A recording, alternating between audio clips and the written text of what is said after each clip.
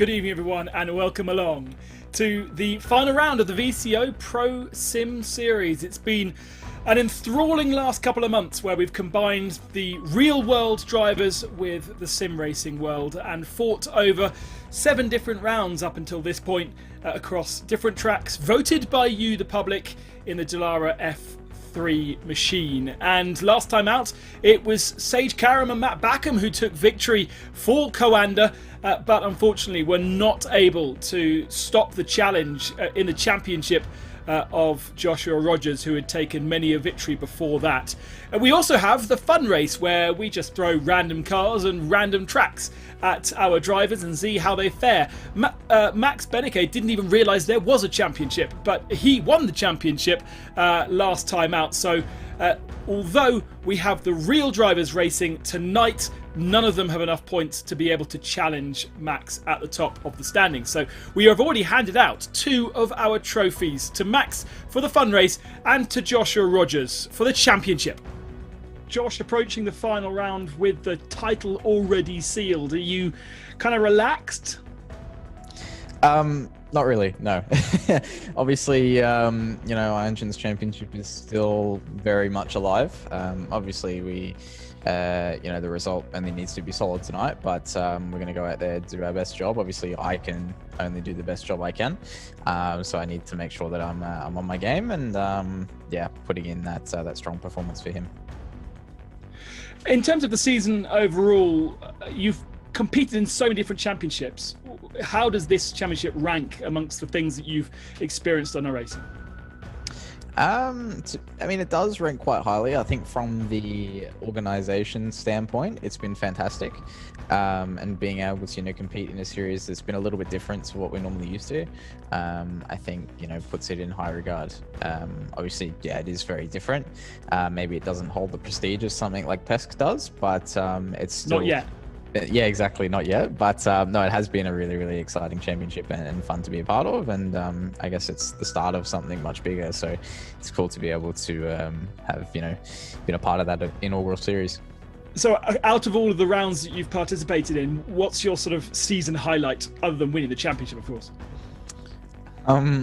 I guess for me, probably Bathurst, just because that track, has a special place with me. But I think too, being able to, knowing how strong the draft is in this car, being able to kind of just chip away and start driving away from the field, I think was something that was definitely confidence inspiring. I think also the battle with Sebi at Nürburgring was also really, really fun to be a part of. But I think Bathurst definitely holds a special place for multiple different reasons. And that was kind of where we sent the championship in the right direction too. That was kind of the start of all of it. So I guess round 2 at Bathurst. Awesome. Well, congratulations on the VCO ProSim title. Thank you. So while Josh has already sealed the championship, we also had a championship for the fun race that actually the winner wasn't particularly aware of. Maximilian Beneke joins us now as that champion. Max, how much fun was the fun championship? A lot, actually. I enjoyed every single race of them. I was very, very happy that they were there because, driving different cars is always good. And coming out as a champion, as you said, it was a total surprise to me. So I was just enjoying these races and tried my best there. How hard or enjoyable was it to be being given these cars last minute? Probably cars on tracks that usually you would never have any experience with. In the beginning, you're quite confused. You don't really know what you have to do. Of course, you have your steering wheel and your pedals, but those cars are just driving in a different way than what you're used to. But then you quickly adapt to it. In the end, it's the same simulation, so you kind of know how it works, and then you just try your best. So we had, an hour of practice, and I think that's enough. Also, you saw in the races, they were quite enjoyable to watch as well. So in the end, it was not that hard, but to push it to the limit, obviously, is a whole different point again. And which was your favourite race or favourite combination of car and track that we threw at you? Good question. In the beginning, I really enjoyed the new Dallara iRacing. That was a really fun one. But also the Lotus 79, I think it was. Yeah, first one we did. Yeah. Yeah, exactly. Those were the best races, I think. On Watkins Glen, it was really enjoyable to drive. And taking victory at Watkins Glen last time out. The fun race will be for our pro competitors this time. So what's your advice to them going to their race? Just have as much fun as you can. Don't try to crash. Just try to have nice battles and see which car it will be, and just try your best, and have some fun. Awesome. Well, congratulations on your championship, Max. I'm glad that you picked something up from it, and you'll have a nice prize as well. Yeah, thanks a lot. Looking forward to it. I think in about 2 weeks I will see the simulator for the first time. So looking forward to drive and test it.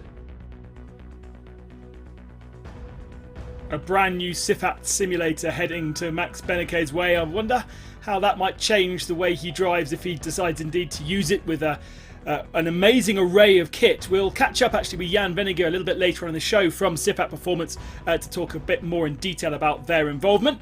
My co-commentator for this evening, as always, Lewis McGlade. Great to have you with us, Lewis. Not so much in terms of championships to fight for, but still an entertaining evening ahead. Yeah, my drama side of focusing on the title. But yeah, everything seems to be fairly settled in that sense. But it means that everyone gets to come in and fight for everything as they wish. And I mean, what a run it's been through the season. So there is the top 5 in the fun race. As you can see, no real world drivers in there because they still have one fun race to do. Then we might see a couple break into the top 5, but they won't be able to get enough points to beat Max Beneket. And in a few moments' time, we'll reveal what craziness we've got for them this evening. Here's the Esports races top 5 from the championship race. As you can see, Joshua Rogers with enough points to seal that championship ahead of Matt Backham. And I think we might see a bit of a change in the top 3 tonight, though. It is pretty close between those guys a little bit further down.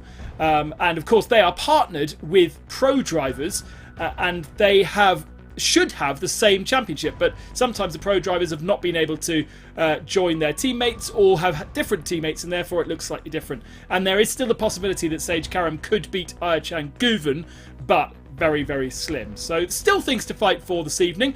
Here is your entry list. Felix von der Leyden joins Jimmy Broadbent in the number 1 machine, one of the biggest YouTubers in Germany, so great to have him aboard. Maxime Martin is in the 6 machine this evening. We have a change for Sami Matti Trogan, who joins Andreas Butcher in the 11. We welcome Gordy Much in the number 9 machine, now part of R8G Esports team.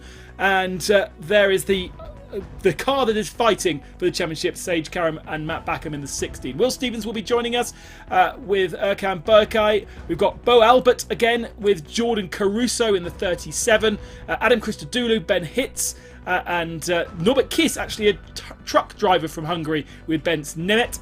And on our third page, Rubens Barrichello is back with us in the 111, Rafael Marcello in the 999. Quite a few drivers missing, as you will see. Plenty of people testing, for instance, the Super Cup at Zandvoort today. Ayachan Guven has been doing that all day and is probably at this point driving home to join Joshua Rogers for the feature race. Now, let's not forget that they are racing for prize money as well as points, and so a total of $5,000 is up for grabs on each event, which is a decent amount of money to go in the back pockets of every single one of our drivers and teams. So that is one of the reasons. The other reason is we've got great partners in D-Box and Sifat Performance providing hardware.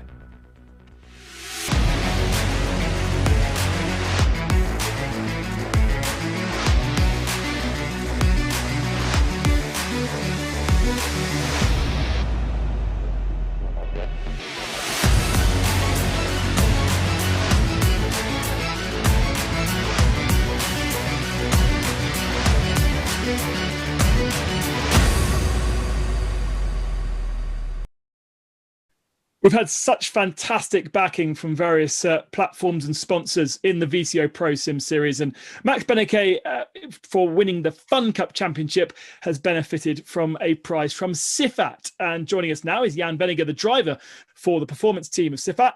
Why is Sifat involved in the ProSim series, Jan? Yeah, so from the beginning, from day one, the series looked fantastic.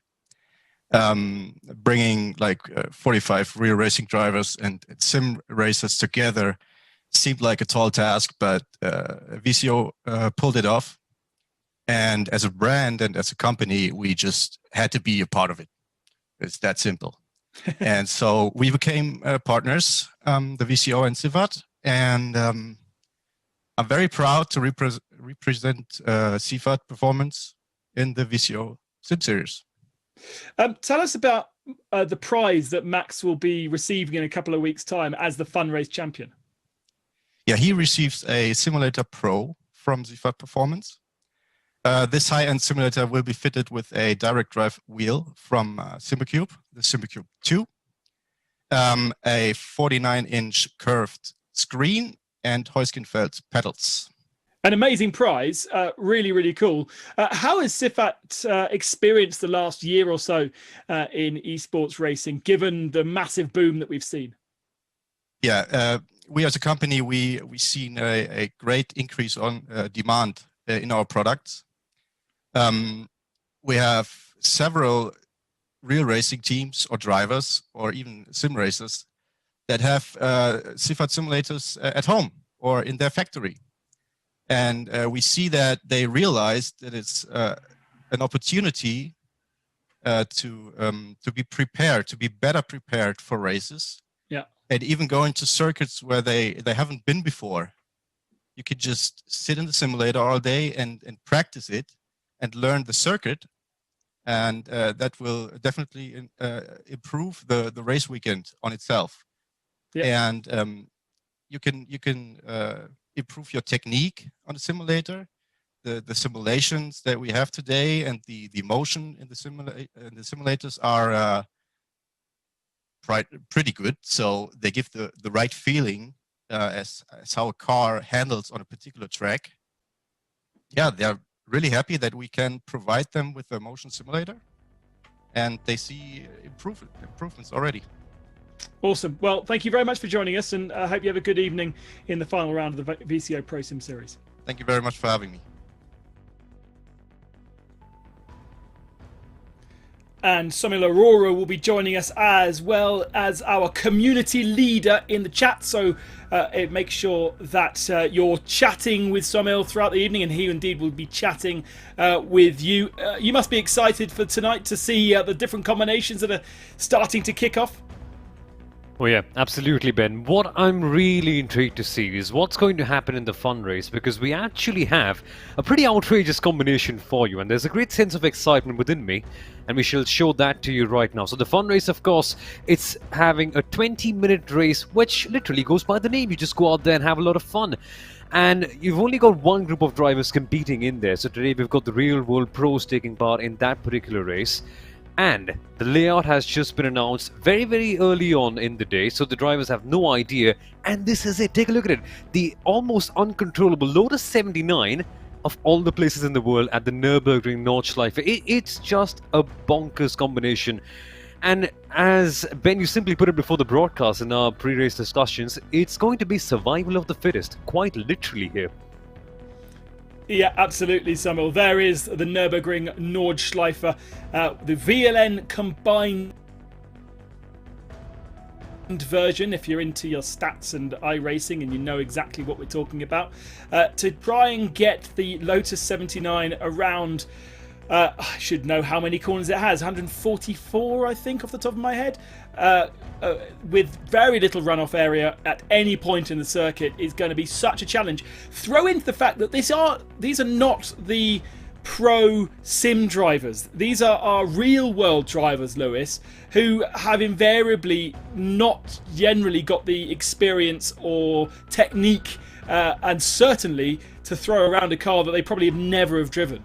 Yeah, there are probably a couple on the grid that are well versed in their iRacing techniques. So there'll be, 5 or 6 that might survive the challenge of a 20-minute race around here. But for the rest, I mean, if they just need to keep it out of the wall, keep it clean, go at your own pace, and just hopefully reach the checkered flag.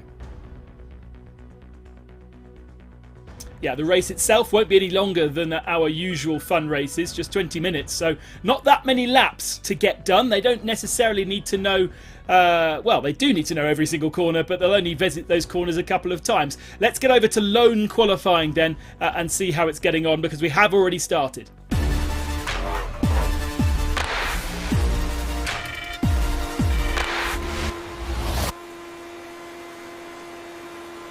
And what a man to join around the Nürburgring Nordschleife. I don't know whether Rubens Barrichello will have had much experience around here, but he's on the Döttinger Höhe at the end of the lap, absolutely flat out in the Lotus. No more gears to be had, no more revs to be had, alone qualifying, and therefore just one opportunity to get your lap done. Sage Karam obviously on the pole position right now. We've got Robbie Foley with plenty of experience in iRacing, who is in second position. And then just a second back, Scott D. Andrews. Now, Lewis, a huge amount of running is done on this track by all of, by fans and by pros alike, isn't it? Because there's so much competition that happens around the Nordschleife. Yeah, it's a circuit which, as much as it's, it's difficult, it's feared, it's by some avoided, for the most part in the sim racing community and motorsport as well. I think a lot of people have done arguably more laps around here than most other circuits, despite its length, and so there's a lot of knowledge with this track. That said, I would argue that most of those laps done probably aren't in a car quite as tricky as the Lotus 79 as we ride on board with Sage Karam. One driver definitely to focus on today. I'd also suggest focusing on drivers like Gordy Much and that kind of like that. There'll be like 5 or 6 that'll be right towards the front of this field. I think there might be quite a large gap here. Yeah, I think the field spread will be massive. Rubens finished his lap on a 7:53. Sage Karam has a 7:27 out of his first lap. They will be pushing for a second lap, but the approach to qualifying and the approach to the race, Lewis, will almost be as though they're in a rally, because they won't be wanting to be at 100% throughout the whole of this race. I mean, to be fair, I was going to say, especially in qualifying, because we spoke about this time and time again. Those of you that are well versed with the iRacing platform, you'll know that if you get a 1x, an off-track excursion or anything in that sense in qualifying, obviously your lap is finished there and then.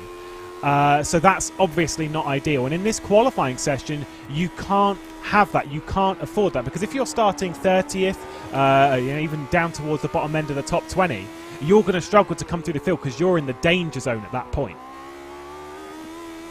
Yeah, absolutely. Not a huge amount of places to overtake, and especially when you've got those big, wide rear wheels on the Lotus sticking out, any kind of contact like you would have perhaps in touring cars is not going to fare so well in these machines. It's beautifully modelled here on iRacing. If you're not familiar with the Nürburgring Nordschleife on iRacing, it's an incredible feat of work that the guys, probably a few years ago now, I don't know exactly the year that this was modelled, but all of that writing on the roads, all the furniture around the track, all the forestry, and just the sheer size of it, it's quite a feat of engineering. I think it was maybe 2017, maybe a little bit earlier, maybe a little bit later, but it's in that kind of vein. It's a few years old, but it was laser scanned, of course, as all circuits are in iRacing, and it's just it is spot on. There are some things that you just capture absolutely beautifully on the platform. I spoke to a few drivers who have raced here in real life, and they're saying there's something about just having a laser scan version where all the bumps are exactly where they should be, that you learn, in a sense, almost from real life experience, or you can learn from in here to adjust your real life line. Now, I'm quite keen to see how Adam Christodoulou does. He is right at the tail of the field. His first lap time has not registered, so he's had an off track. He's now in his second lap, but Christodoulou is a real master and kind of one of those drivers that we have so many of that literally focus purely on racing around the Nordschleife, and they know it like the back of their hand. Adam does a lot of the digital NLS that happens as well, and I think he's a winner in that. So we should see him relatively high up the field, although again, it does very much depend on how much experience he has in the Lotus. We're on board with Tom Ingram, always a challenger in the British Touring Car Championship, moving teams for this year into, I think, a car which has rear-wheel drive, which will be the first time he's driven a rear-wheel drive car since his Ginetta days, which nearly 10 years ago, even though Tom is still, in my eyes, just a kid. Oh, and that's off. He grits his teeth. He looks at the timing. Didn't lose too much time there. I wonder how the damage model is on this, whether we've turned it down a bit so they don't completely destroy themselves. He'll be a little bit broken, but I think he hit the wall fairly side on, so probably wouldn't be too bad, although that's going to affect his line a little bit more. Hands off the wheel. You can tell it's a direct drive by how much that was spinning around. Hands off the wheel straight away. I think, though, his lap would have been invalidated from not only the off-track, but the wall contact as well. So that lap was basically in the bin, and effectively from that point, you're just doing the final few corners just to take a little bit more experience, a little bit more time in the car just to understand things. I will say, of course, every corner on this circuit is massively difficult. I find that the final corner onto the Dattinger Galgenkopf is actually one of the hardest corners on the circuit, because it's the one where you need to nail it every single lap, because a bad run out of there, I mean, let's be honest, the Dattinger is not exactly a short straight, is it? Shout out to Lewis for getting the German names of the corners. It was a challenge I laid down. He's already smashing it in a way that I'm not going anywhere near. We've got a new fastest lap. Scott D. Andrews has taken the pole position by just 1/10 of a second in the 44 car today. We don't have Romain Grosjean. He's over testing out in America, but I'm sure watching if he's not actually on the track. He's probably got his phone out and he's probably watching this right now. So shout out to Roma, who's been a hugely fanatical part, I guess, of this championship. Scott D. Andrews takes over, I think, his seat, and he'll be racing with Petit Jean again. And we've seen him at most of the rounds, but not all the rounds. Here's Adam Christodoulou with that black helmet that he races when he is a Mercedes-Benz Works driver. And he is coming to the end of the lap. It's not going to be a pole position, but it is going to put him inside the top 10, I think, as he comes to break the beam. And he goes... Oh, it was invalidated. Oh, no, it was. No. No, 15th. It was 15th. We're okay. That was a little bit... I was terrified there. Oh...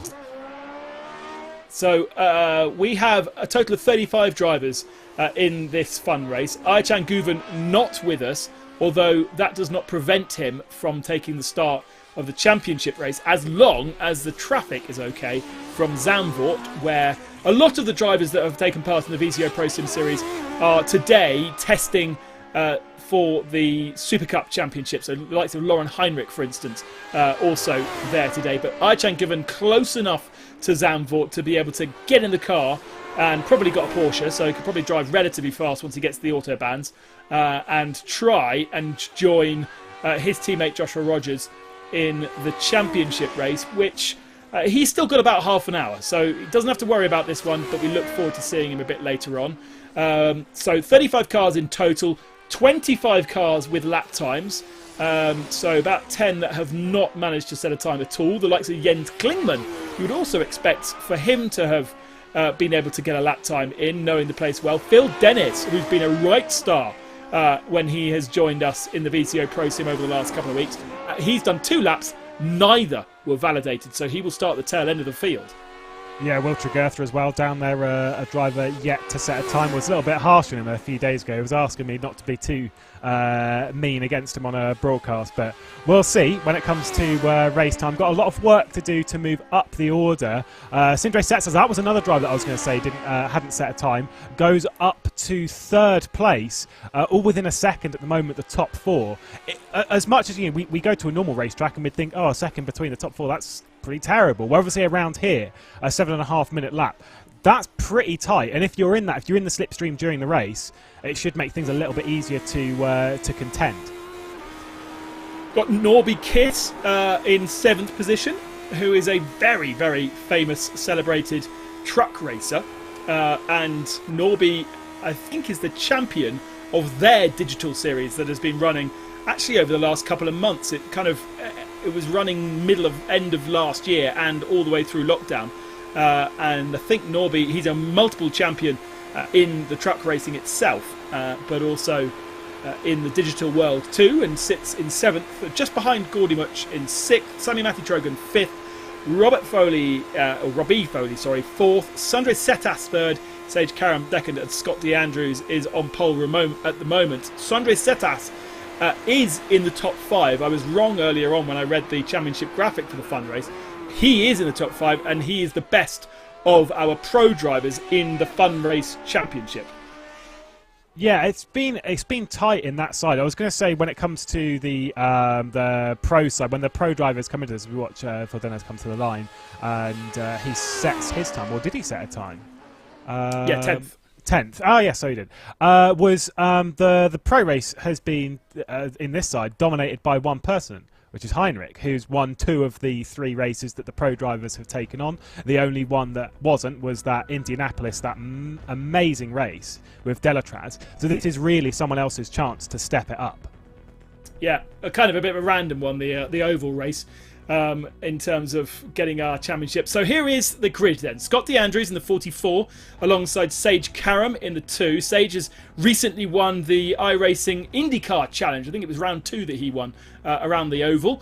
Sandro Satas is 3rd. Robbie Foley will be looking forward to the IMSA iRacing Challenge that's going to kick off on the 8th of April. Sammy Matty Trogan in 5th position, Gordy Much in 6th, Norby Kiss 7th, Rafael Marcello will be happy with that. He's done plenty of laps around the Nordschleife. 8th position, just 2.1 back. Daniel Morad 9th, Phil Dennis ended up in 10th spot. Probably not so much experience in the real world, but maybe on iRacing he's done a few laps. I think he's also won a DNLS. Mike Epps 11th, Nicolas Varone in 12th position. It's Varone because he's French. Florent Kruger 13th, Alexei Nesov, Formula 4 Russian driver, probably has no experience in the real world of the Nordschleife. Jimmy Broadbent loves his racing at the Nordschleife, 15th spot, 6.6 back, and apparently also using a sequential shifter, so giving his arms a proper workout. Gustav Grinbergers in 16th. Timo Glock, welcome back Timo, 17th position, ahead of Adam Christodoulou, who I tipped, and he's let me down. Roland Rodriguez in 19th, Will Stevens in 20th, and then we look further down to some of our less fortunate competitors, the likes of Tom Ingram in 23rd, Nick Yellerly in 24th. Felix von der Leyde, also part of this race, didn't notice that, knows the Nordschleife like the back of his hand, raced it in real life. 17 back in 25th, Raul Hyman 26th, Rins Barrichello 27th, and then those that did not set a time: Cooper Webster, Jordan Caruso, Mohamed Ibrahim, Will Tragertha, Raymond Pinheiro, Maxime Martin, Jens Klinman, and David Beckman, not Beckham.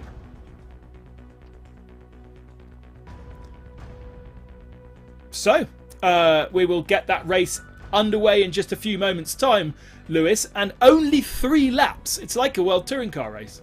Yeah, it's going to be, as much as only 3 laps, it's going to be the longest 3 laps they'll do all season. It's about keeping it out of the walls for those 3 laps. It doesn't sound like very long, but it'll be about 22 minutes roughly when we come to the checker flag, maybe a bit longer than that. It's just keep your nose clean, and that's what's got to be said. And especially with 30 cars rushing down to turn 1 on lap 1, it's going to be pretty tricky for them. I've just realised this was our idea, wasn't it? We mentioned this in the last fun race commentary that we should do this. Something like that. Yeah, no, I mean, to be fair, any race where we take on the Nordschleife is a good day for me. Lovely track, of course. It's one of the best in world motorsport. I actually prefer Bathurst, but sorry.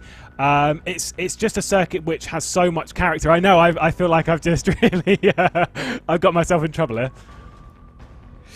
We are getting the cars onto the grid for the start of the race. They do the majority of the Grand Prix loop on the combined circuit, with the less tight chicane at the end of the lap before they enter the Nordschleife. And as we are at the Nordschleife, a big shout out, I suppose, and condolences and thoughts for gosh, it's completely gone out of my head. That's very, very embarrassing.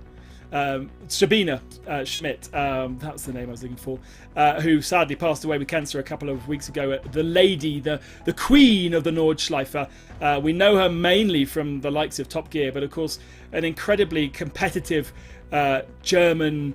Well, she won, I think, in her class twice around the 24 hours, and had many other victories in VLN and all the rest of it. And of course, most famous for racing or driving a transit van and beating Jeremy Clarkson. It's a circuit definitely synonymous with Sabine Schmitz, and I think there was a call to potentially rename Schwedenkreuz in her honour, but we'll see how that one fares over the next few months. But certainly a circuit which she resonated with. I see that most of our cars are on the grid, so then let's get over to the start of the fun race.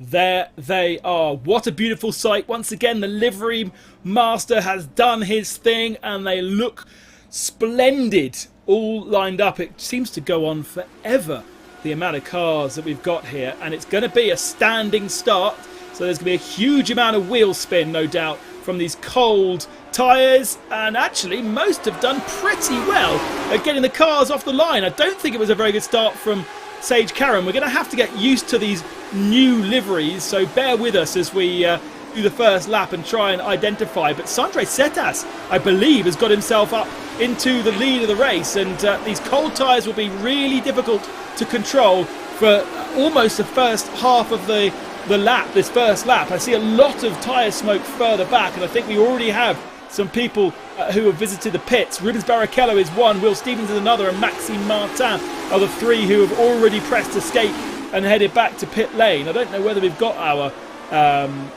fast repair on like we would usually do, because it's not really worth it with only a 3-lap race. But Sandre Satas has the lead ahead of Sage Karam, and it's Scott DeAndrews in third position ahead of Rafael Marcello.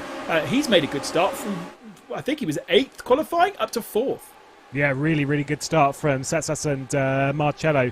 It was really important. That start from the number 20 was enough to get alongside and start challenging for the race lead. I did see that Robbie Foley as well has been challenging with Raffaele Marcello as we head onto the Nordschleife for the first time in this race. Alexei Nesov, who's currently under pressure from Mike Epps. There's a spinner out there. Oh, who's that gone round? I think that was Rafael Marcello, who I said was in the red car just a little bit earlier on. He was up to 4th position. He's now disappeared off the timing screens, and he's just got a little bit too excited on that throttle with these cold tyres, and you're really going to have to be so careful. Everyone talks about iRacing and the way that the tyres do not heat up very quickly. When you've got big, fat tyres like this, it's going to be even more tricky, and kind of driving on ice. Plenty of ice at the VLNs over the last couple of years. The last one was snowed off last week, and I think the year before we had hail that covered the circuit. And this is a replay of the start. Oh, somebody getting completely booted in the middle of the pack and collecting a few others. That was Will Stevens. Who was that hit him? It was the number 10, I believe, that gave him a bit of a shove up the rear end. Yeah, it wasn't pretty as we're focusing on this battle for the race lead. Sage Karam getting down the inside at Arenberg. Oh, he's hit a little bit of the curb on the inside, and there's further contact. I think they're both all right, but wow, just touched that curb on the inside, and Karam's now got Scott DeAndrews fighting him. Momentum is key here. Despite all the corners, a lot of them are mid to high speed, and Sage Karam crawling all over the back of that kind of Marlboro liveried machine. We've also lost, by the way, Jens Klinman was the other car that went into pits. Rafael Marcello has bailed back to pit lane 2. Jimmy Broadbent sits in 23rd position, and Adam Christodoulou, I think, has binned it at the tail of the field, because he's now right at the tail in 26th position. So lots of things going on, as we would have expected. Remarkable. Tom Ingram up to 14th. Timo Glock in 15th position. Here's another replay. This is Raffaele Marcello just heading on to the green. Oh, he got a bit of a hit there. That was Foley, I think, who gave him a bit of a slam and absolutely sent into the wall. So it wasn't his own right foot that caused it. Wow, that was quite a smack.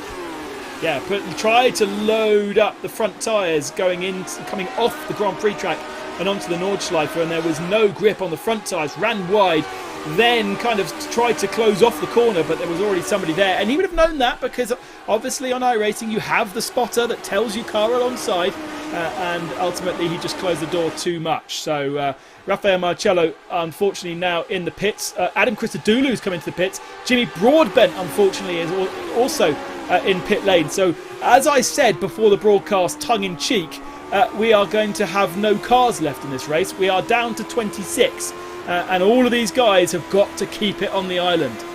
Got to say though, the fact that this lot, inside sort of the top 10 or so, they're all in one big train.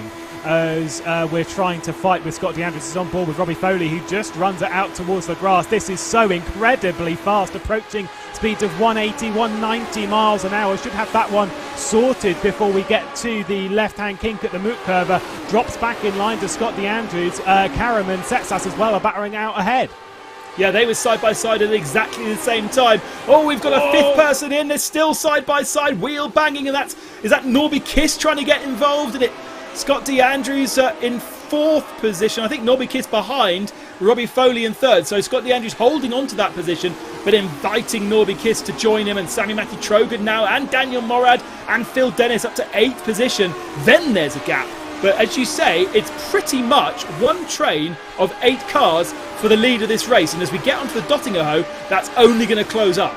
Yeah, it's that run out of Galgenkopf that's going to really set this sort of pack and maybe try and make a breakaway on that second lap. The problem with this is when you're the leader, when you're Sage Karam in this position, you're just keeping your eye in the mirror and just hoping that you're able to hit a couple of extra apexes better than the car behind, because this train, when we get onto the Duttingerhoe, it's going to be absolute chaos for the leader because they're going to be dropping backwards like a stone. Yeah, the only one without the ability to slipstream. I suppose you could also add Gustav Grimbergus there in 9th position. The gap is kind of too big for Grimbergus to pick up a slipstream from Phil Dennis ahead of him. And he's got Florian Kruger and Cooper Webster and Tom Ingram and Timo Glock and Jordan Caruso in his train. So we've got 2 trains basically of 8 cars each, and then the kind of the guys at the back who are either nursing damage, the likes of Gordy Much I imagine has damage. Alexei Nezov is also another car into the pit lane, and this is why side by side as this track goes left and right and left and right, and I think there might just be a little bit of contact here. There is, and bam, slam into the wall, and that very much is game over. And that was Nezov deposing one car, and then he deposed himself a few moments later. So who did he get rid of? Maybe Nick Yellerly, also in the pits, Mohamed Ibrahim, Raymond Pinheiro. Oh dear, we're down to 20 cars, Lewis. Yeah, we were expecting this. We were expecting a few casualties in the opening laps, but I must say that this top lot has been good as gold. We've got 6 basically battling for this race. Leaders are riding on board with Sage Karam, and you're going to see this slipstream really come into effect heading into Tiergarten at the end of the lap. And we're just getting closer and closer, building up over the rise. But remember that he'll have to watch him behind, because I'm pretty sure that Robbie Foley has a run on him as well. Yeah, where is Robbie Foley? We can't see him from this onboard camera, but he's coming. And actually, as Robbie Foley's pulled out of the slipstream, all of a sudden he hits the clean air and cannot go any further. Surely they'll have to change. It does. The positions change for the moment, and now into the braking zone, and they have to go single file through there. But big braking zone into turn 1, opportunity to right the wrongs that have happened as they come across the line. Karam just about leads, or is it Sandre Setas with Robbie Foley behind? Scott DeAndrews then in 4th position. Norby Kiss and Sammy Matty Trogan. That is your first group. Daniel Morad has had an issue on the last couple of corners of that lap, and 2 of them run wide. But Scott DeAndrews can't capitalise on that, and it's allowing Sage Karam a little bit of breathing space as we've completed the first third of this race. What a fantastic battle between this top 6. Absolutely nothing left out on the circuit. Karam Foley and Satsas going side by side, 3 wide down into T1, and Scott Andrews was just trying to pick up the pieces left behind by that pack. Kish and Trogan as well behind. Trogan's got a lot of experience on iRacing, so keep an eye on him, just basically waiting patiently at the back of this group. Right, let's head up to our interview box, because we like to make sure that we chat with all of our competitors and really welcome them along to the championship. And we've, for the second time I think, can welcome Bo Albert to the championship this evening. A man that people will know very well from commentary as well as from racing. I suppose you're not that jealous about trying to get this car around the Nordschleife. A tricky one. Absolutely, I've been watching the drivers. They've been having a handful of it. They're really sliding it around and struggling in braking zones. It's cool to see. And you said, yeah, I might not be jealous, but absolutely. I think the Nordschleife is one of the best challenges in all of sim racing and in real world racing. And to do it in a classic F1 car, come on, how awesome is that? So how are you enjoying being a driver rather than commentating and partnering with these pro drivers as well and being on the grid with so many names? It's very, very cool. I've done a lot of sim racing in my time, so I'm not too unfamiliar with all the whole racing against pro drivers and all of that good stuff. But it's a great challenge because I watched the opening first 6 rounds supporting my Altus Esports teammates, and I thought, look, I've got to find a way to get myself onto the grid. Ended up doing so, and last time out at Spa-Francorchamps, ended up getting 6th place along with Bobby Thompson, British touring car driver. So never spoke to him before, but our chemistry was great. We worked really well as a team. And I think that's one of the cool things about this series is I've never met Bobby before, but we got to collaborate on something cool, and at the end of the day, we got something out of it as well. So kudos to VCO for putting on such a cool series where we actually get the opportunity to do that. Yeah, absolutely. Really cool to have the different teammates, although, of course, consistency has definitely helped Rogers and Guven take the championship, whereas it definitely hindered Beneke. Tonight we have the Hockenheim new circuit. Oh, we've got a car off in the wall. Who was that? Sandre Setas is off in the wall, so he's going to be creeping back to the pits. Yeah, one quick question. Hockenheim versus Phillip Island. Surely it was a no-brainer for you. Absolutely. You love Hockenheim. There's so many opportunities to pass. And I know that might be confusing considering I'm an Australian, so everyone would have thought, oh, you'd go for the Australian track. But I think Hockenheim's a great choice for these cars, so I'm glad we had that track. Well, I hope you have a good evening and enjoy the racing, and fingers crossed it's not as chaotic as we're seeing right now. Cheers, guys. Thank you. So Sandro Setas out of the battle for the lead. He is still running, 1.7 seconds off the tail of Phil Dennis, who's in 6th now, but Dennis is not part of this lead group, and Karam actually has a little bit of a gap over Robbie Foley. Yeah, just pulled it out 1.2 seconds courtesy of that battle that was happening into Adnar Forst, and it was just slight contact. I think it might be between Foley and Tetsas that was just sort of allowed that group to split apart a little bit. 1.3 seconds though is not too much. Like, it's something which can definitely be brought back in. Keep your eye on that 63 to close that gap. He's not got too much pressure behind from Scotty Andrews and Sammy Matty Trogan as well. But like I said before, just watch Sammy Matty Trogan just wait towards the back of the pack. I know he's got a bit of a gap, but he'll close that one back up. Let's take a look at this replay and see what happens to Sindro Setsas. It kind of ended. It looked as though to me he'd outbraked himself and just locked a front, which lost him the front traction. He just understeered into the car in front first, but then into the wall. So almost looking as though it was his own doing there, as we've got now side by side. And who is this? Kiss and Trogan, I think. It is, yeah. Good display between the two. Just backed out of it a little bit. I tried holding it to the outside at the Moot curve. Did Sammy Matty Trogan, but there just wasn't really a way around. It's not a corner you can go around the outside unless you're carrying the momentum. Just backed out of it to hold in line and sort of drop back behind Kish. But you can see, like, that battle, that couple of corners where they've been fighting really, really hard, it's cost them nearly 2 seconds to that group ahead. Well done, Lewis. Not only are you good with German names, you got the Hungarian name right. Of course, it's not Kiss, it's Kish. Although when you start getting into all that kind of stuff, it gets very, very messy, especially with the Central European names, as I found out in my World Touring Car days. But yes, and it would always be, also, interesting fact, always be Kish Norbert. They say the surname before the first name. Yeah, that was actually one of the first things I ever learned as a commentator when it came to name pronunciation, was that Hungarian names are effectively done backwards to what we would do. It was very interesting.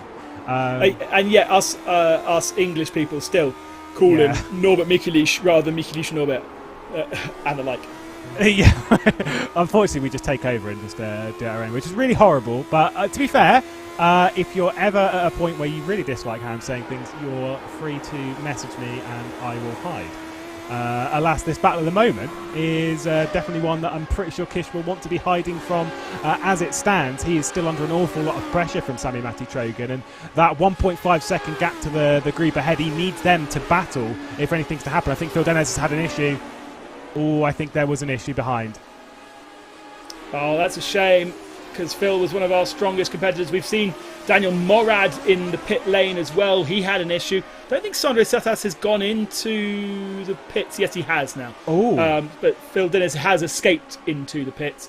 A couple of guys have come back out, which is pretty cool. And shout out especially to Krista Dulu, to Daniel Morad, Dave Beckman, Felix von der Leyden. I think Jimmy Broadbent, I read, had come out of the pits, but crashed again. So he's gone back in again. What happened to Sage Karam? He was leading until they got into Galgenkopf. I think he might have had an issue out of the Klein's Carousel, the mini carousel, coming out and then up into Galgenkopf, because he's dropped back into what was third position. Now has slipstreamed his way back up ahead of Sage Karam, but has a second himself to follow from a 1.5 second lead where he was looking pretty strong. I think there's been a costly mistake in there. I'm going to assume when exiting that sort of lower banking part on the carousel, the mini carousel. But don't you want to be second on the road coming through that corner on the last lap? You certainly, I don't think, want to be on the lead. And there's the replay of Phil on his own, very much on his own, just losing the rear end. No ABS, no traction control, no GT3 technology in these beasts. It's all about the foot. And some good lap times coming in from further down the order. Florian Kruger in 8th position, just at the fastest lap of the race. Yeah, that's pretty impressive. Unfortunately, it's a day late, dollar short, and all that lot. But it's still kind of one of those things that may come to him. I think actually it might be down to various track excursions being picked up.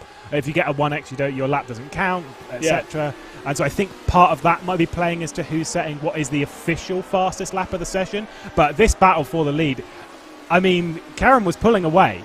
But now it does look like we are very much going to have fight for the lead. If Kish and Trojan can stay a part of this group, then the Duttinghurst is going to be very interesting on that final lap. Yeah, and they're definitely in touch. We've got Scott DeAndrews there in 3rd position. Now just 0.3 of a second off Sage Carroll, and that's what you can see in those 3 cars. Then there's a gap, and then you've got Kish and Trojan for 3rd and 4th. We see on board, and look at the concentration and the physicality that Sage Karam is putting into this. He's obviously got his force feedback up pretty high because his muscles are flexing, trying to keep the car on the ground. And I suppose that would replicate what you would feel in real life, because the Lotus 79 certainly did not have power steering. No, it's a hard car to drive, like obviously back then in Iris. You want to up the force, you want the force feedback quite high, because you need effectively the car to be telling you everything of what's going on. You need to know every bump, every time the rear's stepping out, where all the curbs are. You need to feel that in your hands. And you can see how much he is wrestling this, maybe a little bit too hard, as Robbie Foley is pulling away. But now we get into the slipstream. We come up and over Flugplatz and this run towards Schwedenkreuz and Arenberg. This is where it's really, really important to stay in the slipstream of the car ahead.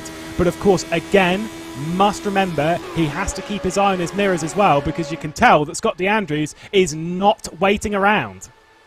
That's why the focus and the concentration was so high, because he's trying to keep Scott DeAndrews from coming up the inside of him. You heard him feather the throttle through those nearly flat out corners at the top of the hill there, and he was not quite flat out. He was just coming off the throttle a little bit of a confidence lift, and that has allowed Scott DeAndrews to read what the car in front was doing and to go a little bit faster. But this whole section of track goes left and right and left and right, and there's not really a chance to throw it down the inside without huge risk. And so Scott DeAndrews for the moment is staying there. I reckon I'm quite happy to be Scott right now. He's got 2 cars ahead of him. He can stay with the 2 of them. I reckon he could take a double slipstream and get himself into the lead come the line.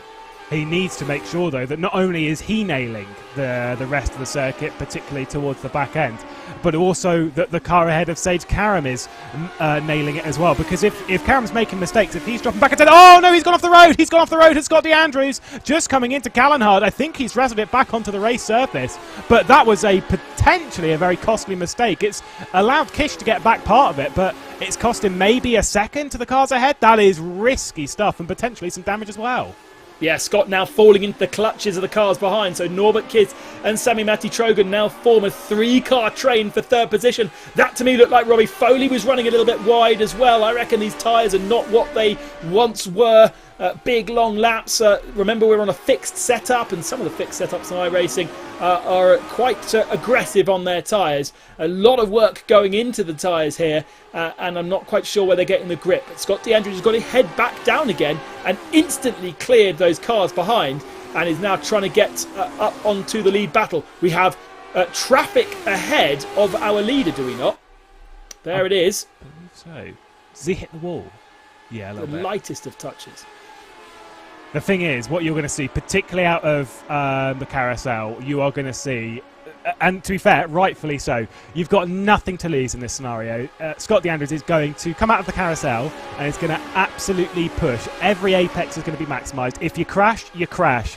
But at this point, you might as well throw everything at it and try and get onto the rear end of the 2 cars ahead before we head onto the Duttinger Hoa. And then it is going to be all about commitment on the brakes coming down into Tiergarten. We are on that final lap, and this is a pretty intense way to start the evening. To be fair, I did not expect this pack to be this close come towards the checkered flag. Sage was so good on the brakes there, wasn't he? He would much later really use the understeer. Oh, but he's been spat out. That's not Sage in the bottom corner. Are we riding on more Stage, Karen? I'm now confused because that's not Sage.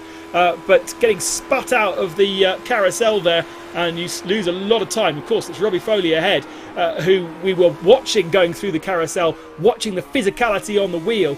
His wheel looks a much easier drive than we saw Sage Karam. It looks much more in the wrists. Yeah, feels a bit smoother, but again, he might be getting a bit less detail, but it might just allow him to be smoother, as you can see him throwing it. Robbie Foley is also in the same boat of just, I'm going to throw this through as hard as possible. That was a costly mistake from Karam, just locked the front left coming into the carousel, and it just spat him out the other side. You've got to nail it 3 times, and trust me, in a car as low as these, that is not easy at all. As we head round the back end of the circuit, it is still the top 5 are very close, although if I'm Foley right now, I'm feeling a little bit more comfortable. I think there was another mistake from Sage Karam just ahead. He is really pushing, but he's going to have to calm down for the championship race a little bit later on. He has a championship fight on his hands. Oh, and round goes Sami-Matti Trojan on his own. No, it wasn't Sami-Matti Trojan, it was Norbert Kish. Kish has thrown it all away on his own. Such a shame. So easy to do in these final moments of the race. I think Foley's got this. I think it is a battle for second between Scott DeAndrews and Sage Karam. Sami-Matti Trojan is by himself. Those two are so close. This is going to come... to be fair, if I'm Scott DeAndrews, I am comfortable now. I don't even think he'll have to really properly throw it into Tiergarten. He should have it already sorted. They are slightly closing in on Foley. Foley will be taking it that little bit easier. We talked about the rally style of not racing at 100%, more like 90, 95%. And at this point, with the lead that Foley has, he just wants to get into that rhythm and not push too hard. And now onto the slipstream. Half a second is the gap between Karam and Scott DeAndrews as they enter the Dottinger Hoa. There's a little kink to the left. There's the main road on the left-hand side. And look how Scott DeAndrews in the 44 continues to draw under the rear wing, onto the gearbox as we go back into the village of Nürburgring itself. And now right on the tail as we go into the second part of the Dottinger Hoa, and he now can pull out. He wants to be on the inside line. Is there an overlap? Can he get on the brakes? Yes, he can, but they're still side by side. And beautiful move from Scott DeAndrews. Can he hold on? No, he's gone too deep. He's into the wall, and he hands Sage Karam second position behind Robbie Foley, who's going to take the victory, and a lovely calm drive. But third position goes to Sami-Matti Trojan, who inherits it, and Scott DeAndrews crawls across the line to take fourth position. He had to do it. It was a great effort, but he unfortunately just ran out of brakes at the end. Just pushed it that little bit too far, and to be fair for Foley, that is exactly the drive you need on the Nordschleife. Just basically kept it clean, kept himself out of trouble, and just drove as smooth as possible to reach the checker flag before anyone else. That was perfect delivery when it came to dealing with pressure. Shout out to all of our survivors, including Timo Glock, who comes across the line just behind Will Tregertha. We do have a couple of other cars out there who are actually a lap down because they got out onto the track a little bit later on. And just the last of our runners is Lojbov Ozoriskovia Kaya, I think. Other than that, I think everybody else... Oh, no, actually, I'll tell a lie. There's a couple of other guys. Adam Christodoulou went back out. Felix van der Leerden went back out. Maxime Martin also did. And Daniel Morad. So we'll have a couple of extra finishes. This is... who are we watching right now? The 23 car, which is Daniel Morad, who's been a long-term supporter of the championship. And, yeah, it's a 20-minute race, Lewis, but it takes a long time to get the race finished. I once did a commentary on a race in some BMW M2s around here last year, and once, like, you get the top 5 that cross the line, and then it's all sorted, and then it's like, oh yeah, now I wait another 5-10 minutes for the rest of them to come over, because you get spread out, and obviously some of these cars have had issues throughout the race so far, and so they're just basically trying to survive and get to the end. And Morad will do that. We do actually still have Christodoulou and van der Leerden on track as well. Maxime Martin is the last of the drivers, which means the likes of Jimmy Broadbent sadly retired. And this is Norby Kish. This is how he lost it again. I think all on his own, just got excited on the throttle. The car went round and the rear wing fell off and got back on again. And sadly, I don't think he was able to finish the lap on the last lap. So big shame for Norby Kish, who really impressed me on his debut in the VCO ProSim Series.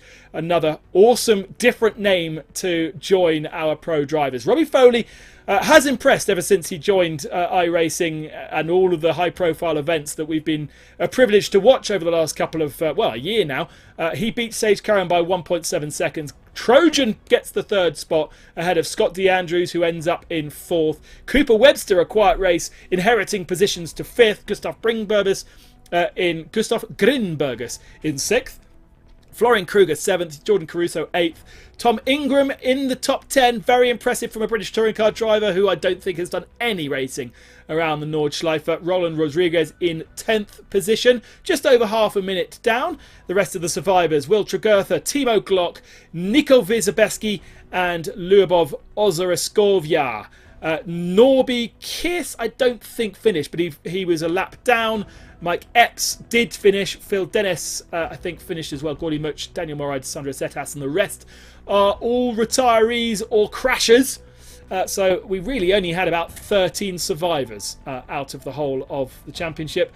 And that was the fun race, and it was a lot of fun, and it was a race, and it doesn't really have much of an effect on our championship for the fun championship. Sandra Setas, unfortunately, way down the back end of our results, who was the most scoring of points person before we joined. There's our drivers that were out on lap 1. It's been a very, very entertaining championship, the VCO ProSim Series, and it's put together by VCO themselves. Florian Hasper is the CEO of VCO, and I was lucky enough to have a chat with him a little bit earlier.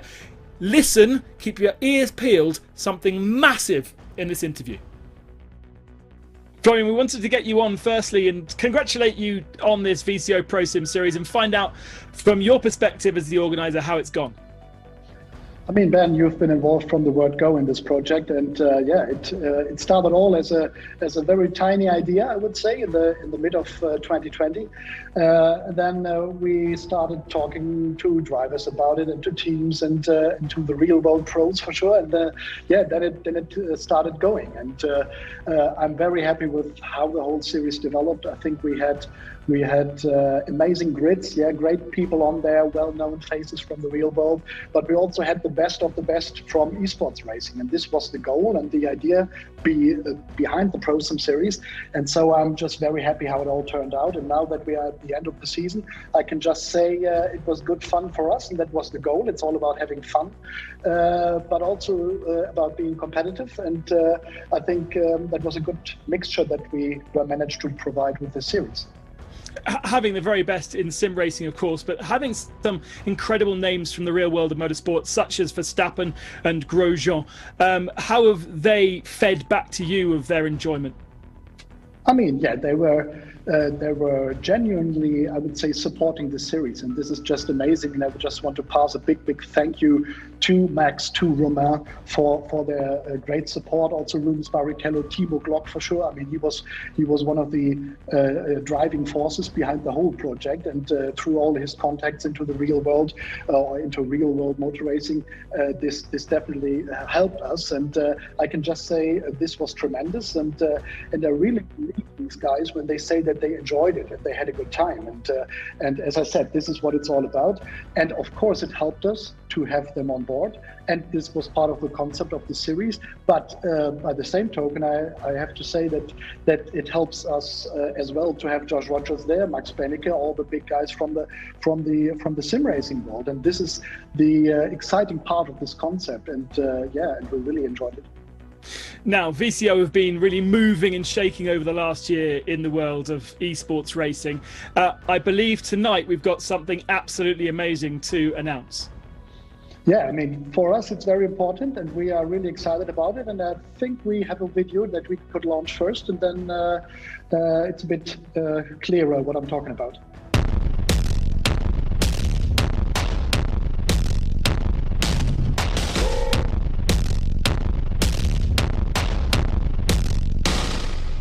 Virtual.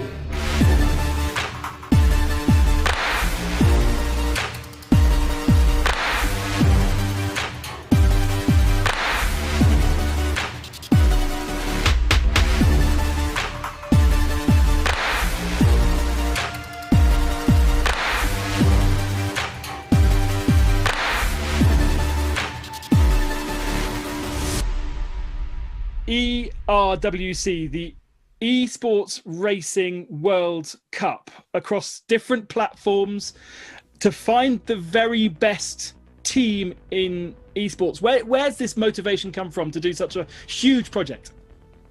Well, I mean, it's also closely related to the ProSim series, I would say, because when we launched the ProSim series, it was like to create the drivers championship. Yeah, we wanted to bring the best drivers from both worlds on the sim together.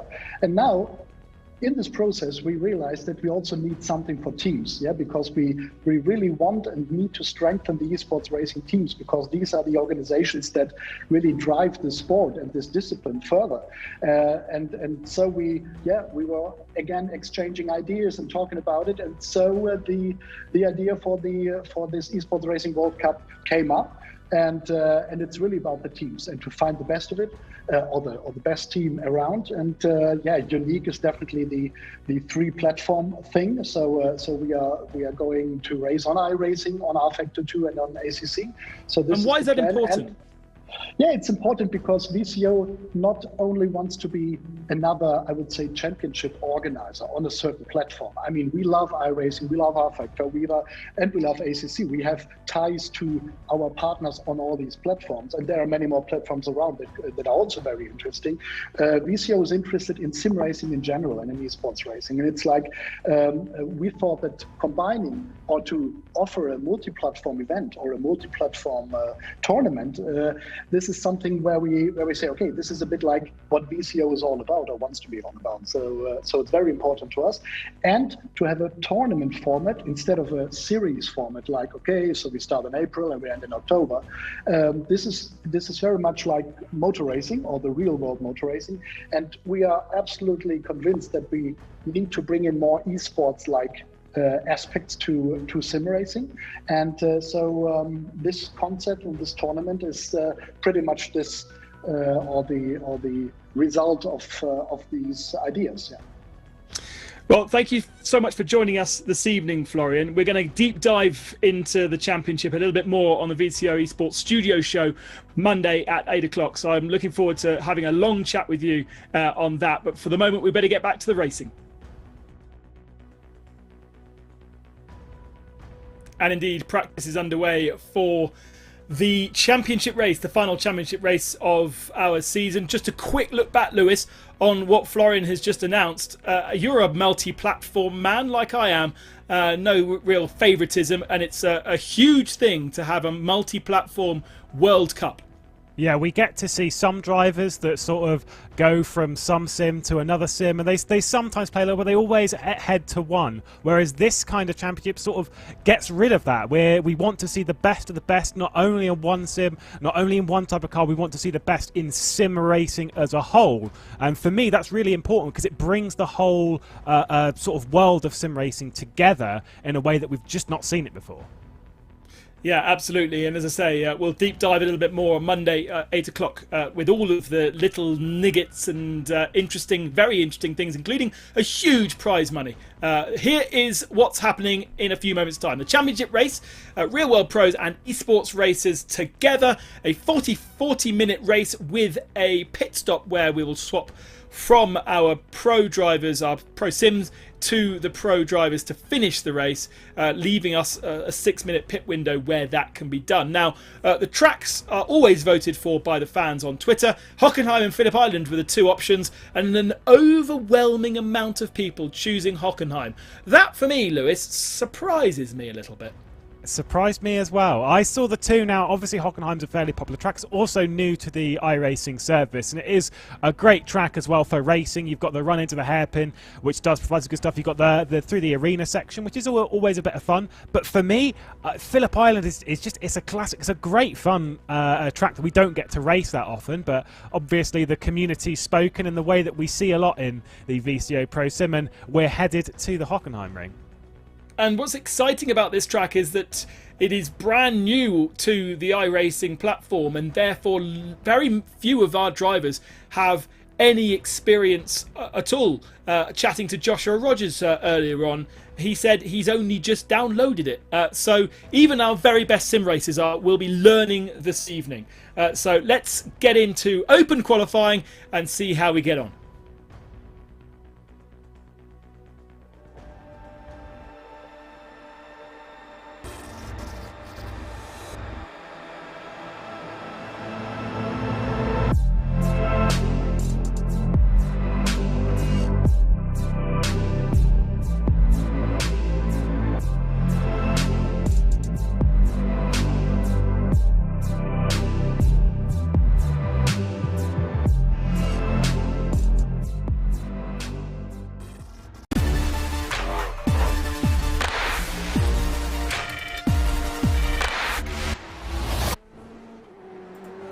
So as we get ourselves all warmed up here, just a reflection on, reminder I suppose, once again, about that amazing steering wheel from Fanatec, which is both fitted to the GT3 M4 and can be taken off that car and put directly on your simulator rig at home or wherever. And I'm excited to see there is a certain championship where the pro drivers are racing on site in the virtual world thanks to Fanatec, and I'm really excited to see if anybody picks off their steering wheel and takes it with them when they're participating. Yeah, I would. Sorry, I can't say that, can I? No, I mean it's a fantastic wheel. Again, it's that whole merger of a sim and real world, and seeing that all kind of come together in ways that might be classified as unexpected, but in some ways that just help level that sort of distance between the sim and reality. It's fantastic to see. We're on board though in this qualifying session with Martin Kronk. I'm going to throw a little bit of a fact out here when it comes to the sim drivers qualifying. We've had 3 times in the Pro Sim Championship where we've seen the sim drivers qualify. All 3 pole positions have gone the way of one Mr. Josh Rogers. So the whole grid has a bit of a task on their hands at the moment. Yeah, absolutely. Josh Rogers, though, as he told me the other day, has only downloaded the track. I can't remember if he said this week or today. Very, very little amount of time. So many of the tracks on iRacing, our pro drivers will have spent hours and hours and hours lapping in different cars, but going to a track that's only just been released means it's a learning process. And even if you know the Nürburgring, you still have to get a feel for it and understand where the track limits are, especially. Josh was telling me that the middle sector of the lap, the track limits are very, very tight. But actually on the first and last part of the lap, where we see cars running wide, for instance here a little bit, there's the sausage curb to stop you from doing it there. But turn 1 is a big track limits thing. and apparently, as long as you don't get your wheels on the green stuff, you're good. And let's see, into turn 1 now here. Can't cut on the inside. That's bang on from Martin Croquet, as you would expect. Yeah, just that's what we're expecting. We're seeing that sort of, you can run all 4 wheels onto the curb. The thing is, though, with running onto it, as much as it is faster, it's quite risky because of how the there's a bit of a dip between 2 sides of the curb, as we see in real life, of course, and that causes some problems. Whilst it's perfectly legal to do so, there is risk in doing it, and in qualifying it's fine, and we're going to see them do it in the race anyway. They accept the risk they're taking, but that risk in the race could catch a couple of drivers out. Big old queue of cars here. That's one thing I love about open qualifying, and I know we don't have Maximilian Beneke and his team with us this evening. He was quite aggressive with his opinion regarding the open versus lone qualifying. You might remember round 2 we went to lone qualifying, and there was we didn't really like that from a broadcast point of view. So when we went back to open qualifying, a lot of the drivers very frustrated with encountering traffic, but you can use it to your advantage here. And Alex Sanchez has the opportunity to pick up a bit of a slipstream from these guys, as long as they're not slowing him down too much.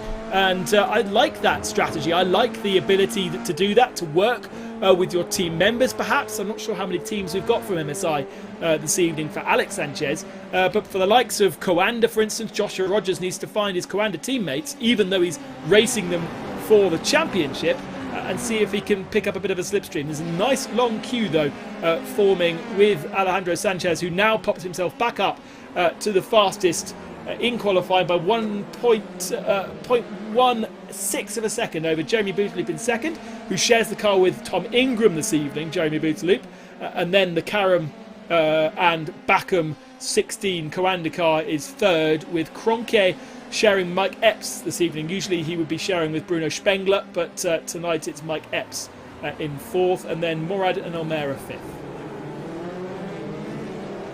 Right, let's grab a quick word with our guest VIP driver for this evening, a man that so many of you will know from the world of YouTube. I don't really, but I do know him as a very, very competitive real world racer, Felix. So it must be great to finally get the chance to be part of the VCO ProSim series. Oh yeah, for sure. Thanks for having me. I mean, like, this is an amazing series with so many pro drivers and also so many extremely good sim racers. So I love to be a part of this. And last race was a lot of fun. Like, I didn't know, like, I never drove the car before, but it handled so well and it was a lot of fun. But also a lot of crashes. Yeah, there was a lot of crashes, not just from you. There was lots of crashes everywhere. How did you find driving the virtual Nordschleife? Oh, it's extremely good, especially on iRacing. It's really, really good. I mean, it's Nordschleife is changing every year in real life with like all the not layout changes, but the asphalt like changes. So always it's more grippy, less grippy every year. And then of course with the weather, sometimes it's rain, sometimes it's snow. Like our last race actually last weekend got cancelled because of snow. So that's not an iRacing, but apart from that, I mean, it's great. It's really good. Yeah, when iRacing finally get weather, they'll have to introduce snow to Nordschleife. Yeah, they have to. But I'm looking forward for weather in iRacing. It will be a lot of fun. How you find working with Jimmy tonight, your teammate in the number 1 car? Oh, he's really good. I love to work with him. Like, and I never met him before, but I watched a lot of his videos. So yeah, he's really funny and a good streamer, and it's a great opportunity for me also to now race together with him. So now he's doing qualifying. I can't watch it right now. I have to restart iRacing now to see what times he's doing. But I hope he doesn't spin out like last race. But I think he can manage a good time, and then we'll challenge for a good place. Jimmy's down in 30th right now, 2 places off the back of the field. So you're quite lucky, actually, because tonight you've got the Nordschleife and Hockenheim, 2 tracks that you know very well in the real world. Yes, that's true. That's true. Yeah, I was hoping for a track that I know from the real life. And also Hockenheim, I mean, it's completely new to iRacing. So it's also first time for me now driving it in iRacing, but I love the track in real life. Like, it has, the only thing missing is like a few hills or something, but apart from that, it's such a great layout with like fast corners and slow corners and good overtaking opportunities. So it should be a fun race. Awesome. Well, thank you so much for joining us, and I hope you enjoy being part of last round of the VCO ProSim. Oh, I do. Thank you very much for having me. Yeah, it's great to have Felix along with us. Plenty of real-world racing experience as well, of course, as his streaming, and really one of the biggest YouTubers in Germany. You may not necessarily know of him because he's not so much English language, but an incredibly entertaining guy and a fast racer as well, Lewis. Yeah, he's only got a small 3.2 million subscribers on YouTube, so he's obviously very well known over in Germany. It's good to see him taking part in such an international series here, as they're going to be battling out for pole position. Unfortunately, as we see his car on screen, Jimmy Broadbent in the moment behind that, I don't think that one's going to be battling. But you know, we can see some decent positions in the race as we'll see it unfold. I believe we are riding on board with Josh Rogers. I was going to say that group that we saw earlier. The likes with Sanchez, Butalik, that lot seemed like the fastest group on circuit. They were all running quick lap times, and if you looked at that group, they were all running in sort of like the top 6, top 7. Whereas now we're getting into that qualifying session. Tyres are coming up to temperature. We're at that point with Josh Rogers where, you know, he's starting to nail those laps. Although it is interesting to see Chris Lullum at the top of the timesheet.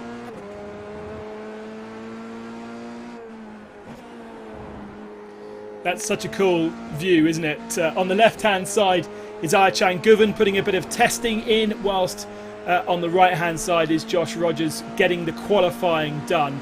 So obviously Ayachan has made it to the house, having been at Zandvoort all day testing a real-world Super Cup car, and straight back to the house, straight onto the sim, and get a little bit of practice in before he does the stint on the second half of the race. For him, it's very important because he's the man fighting for the championship. We've had a 3, maybe 4 car crash in qualifying. And remember, you can't reset back to the pits and go back out again. So I wonder who that was. We're just waiting for news and whether that will be in the pits as well. And Rainer Talvar, so 7th, 8th and 12th all getting together. Yeah, Niels Koch as well a part of that, which is the car of Phil Dennis, so that's the one that's right up there in 5th place. So, yeah, high drama, to be perfectly honest with you, which you just don't really want. To be fair, though, we've kind of seen the times drop off a little bit. Let's just talk about those top times, though, because it is a 1:32.435 for the top 2 drivers, identical on lap time. Sanchez just topping the session from Josh Rogers, trying to take away that 4th pole position for Rogers, and looking pretty good at the moment. 4 minutes left on the clock, though. It's going to be hard to hang on. Insanely tight, this qualifying, as Sanchez improves his time once more.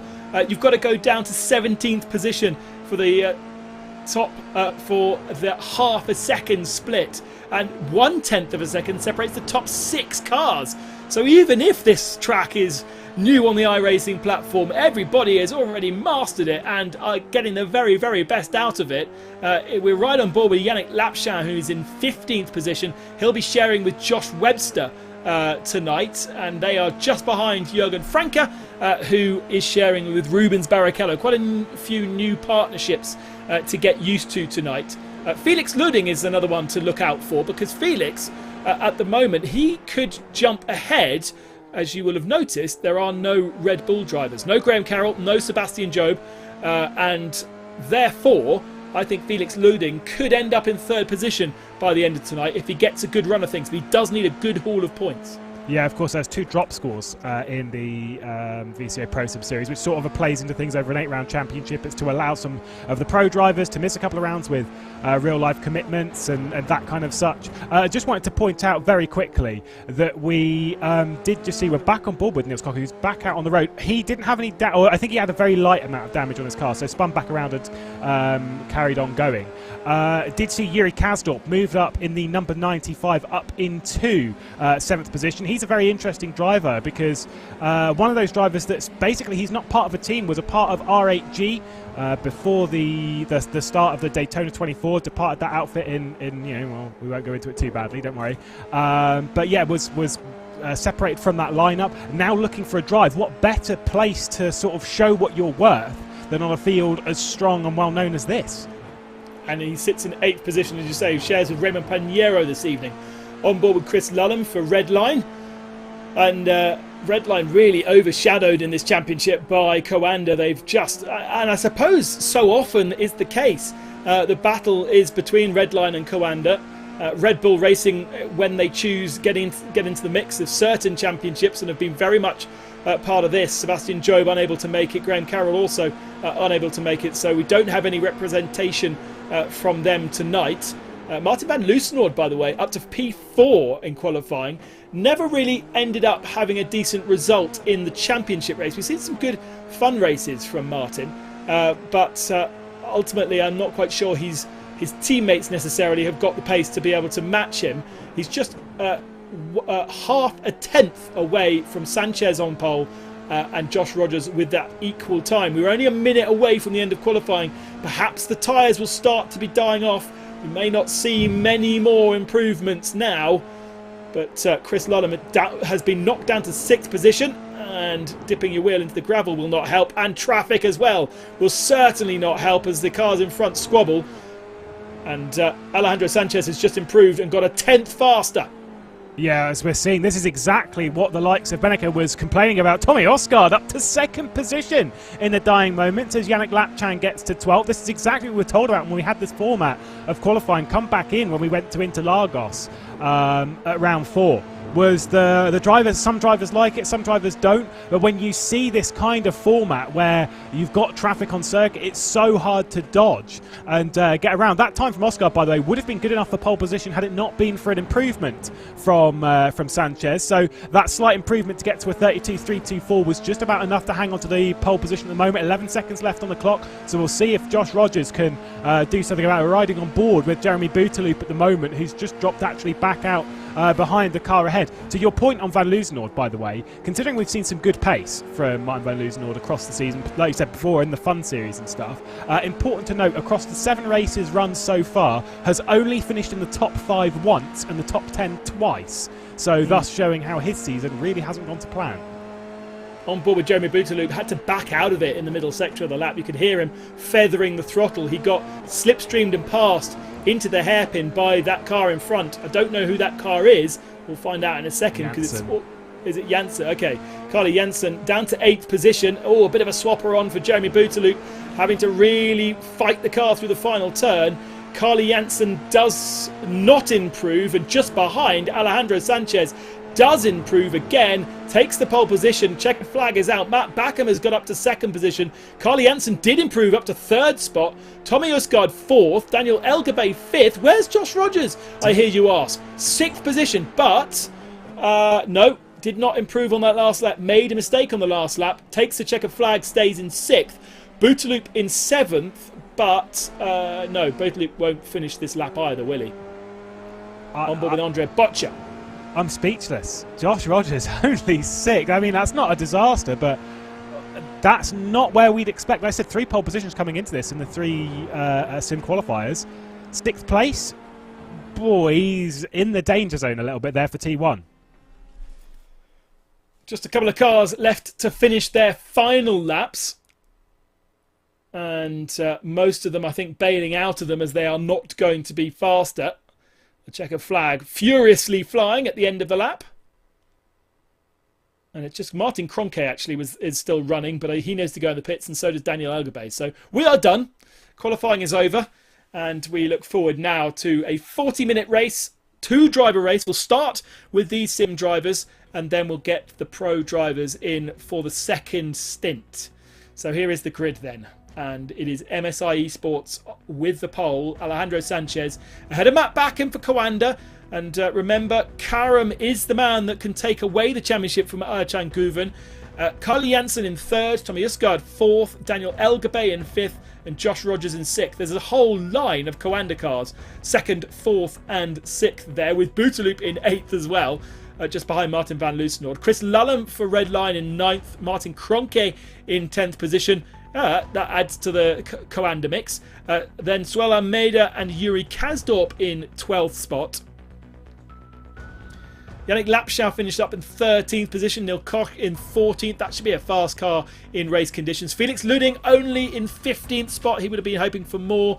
Pablo Lopez 16th after colliding with Reina Talvar. Jürgen Franke in 18th position, the car he shares with Rubens Barrichello. Thomas Petitjean, that's the 8 machine, only 19th. He'll share that with Scott DeAndrews, who was a bit of a star at the Nürburgring just a few moments ago. Kai Kashub was also an early retirement out of qualifying. Andrea Butcher shares with Sami Mati-Trogan, 21st. Flavio Danis, 22nd with Glock. Oscar Mange, 23rd. And Bo Albert in 24th position. 0.6 back. Should be happy with that. Erwin Burkay in 25th. Frank Schlottmann in 26th. Alex Arana in 27th shares with Marcello. Max Martin shares with Eric Andre in 28th. And then Samuel Liebert, 29th. Bent Nemeth in 30th position, 0.8 back. Still not a second separating this grid. And we're down to 31st position, who's Florian Denzer. Dennis Weiss in 32nd spot. Vladimir Orozinkovyi in 33rd, Jan Benniger in 34th, and now we're in the 34th position, over a second back. Benniger hits 35th, Jimmy Broadbent in 36th position, and is there any cars behind him? Well, Jimmy qualified in last. Oh dear. Not ideal. Not ideal. I'm really curious, though, as to what's going to happen with that Coanda bunch up towards the front, because they're all going to be starting, like you said, in one big line. There's 5 of them, all in one line, all on the same side of the grid. How do they play together? Because they could really slipstream their way up, especially coming around the Parabolica. Well, let's not forget that they can't play together because Sage Karam is fighting Aychan Guven for the championship in that pro race, so it would not necessarily be very advisable. Quick word from Somil, who's been monitoring the chat. What's been the reaction so far after that fantastic Lotus race? Oh, it's been incredible, Ben. People have just been so entertained with the kind of race that we had right there.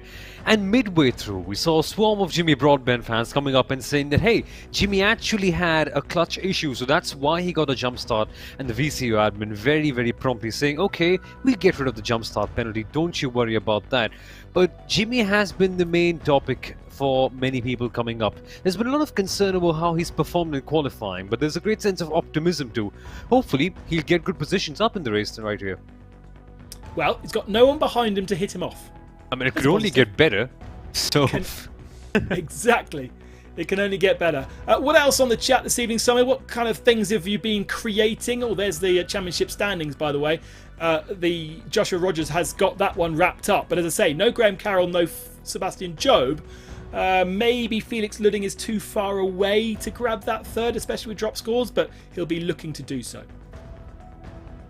And that is the one that apparently is more open. My maths is too complex actually for me to understand, but I am told that Sage Karam still can displace Aychan Guven at the head of the field. No Lauren Heinrich tonight. He was testing the Super Cup car at Zandvoort, so Raul Hyman will be looking to improve on his 4th, and no Philip Eng either.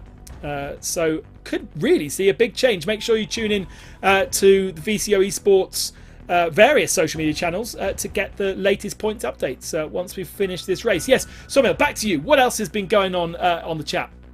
unfortunately, not much really, Ben. People have just been sitting and watching the race this time out. They've been enjoying the action instead of coming in and chatting on the YouTube chat, which can only be a plus, right? Because we saw an amazing race going on, and I can only imagine everyone was just marveling at the sort of action that we got there at the Nürburgring with the Lotus 79. Proper crash fest, that one. Hopefully this one can be even better in terms of all the action. And what's your opinion on the Hockenheim circuit, Somil? Is it a place you've done many laps, considering it's such a new one to the iRacing series? I actually haven't quite touched my sim for a while now, but I remember Hockenheim being one of my ultimate favorites. It's one of the very first circuits that I actually drove a sim on, F1 2010 back in the day. I love Hockenheim. It's such a fun track to drive on, to race on. Just has that kind of flow, right? Which you can't quite say about much of Hermann Tilke's new circuits, but Hockenheim certainly is right up there. I'm a bit gutted, Lewis, that they didn't go for the old version through the trees. Oh. It would have been a bit tricky to laser scan. I get that, but you know, what a track that was to race on. Yeah, would have got a couple of bits of grass and stuff on that. It's sort of one of those ones that, you know, maybe you could argue, take a little bit of creative license with it and just get out there and just do it anyway. And they did North Wilkes, so, you know, come on, get on with it. I mean, Hockenheim, the classic Hockenheim, is such a good racetrack. You know, the Slipstream Fest and stuff. It's really, really good fun. Yeah, no, absolutely. And you could almost make it a rallycross track, couldn't you? You just have half tarmac and then half grass. You know, there's Why not? amazingly little left, though. I did actually visit Hockenheim at the start of last year. Very little left of that old circuit. Amazing how in your mind it's still there, but actually it's all just grass and shrubbery now. Been built a couple of times in other simulators. Of course, they don't fall to the standard of laser scanning and stuff, so they're more than open to just sort of go, well, it was kind of like this. And so, you know, iRacing holding that sort of standard of everything must be laser scanned, and, you know, rightfully so. That's its, you know, that's how we expect things to be. Yeah, just a bit of a shame we can't get it. It's what makes iRacing such an incredible platform, both dirt and tarmac, oval and road course and street circuit, and that's why we all love it.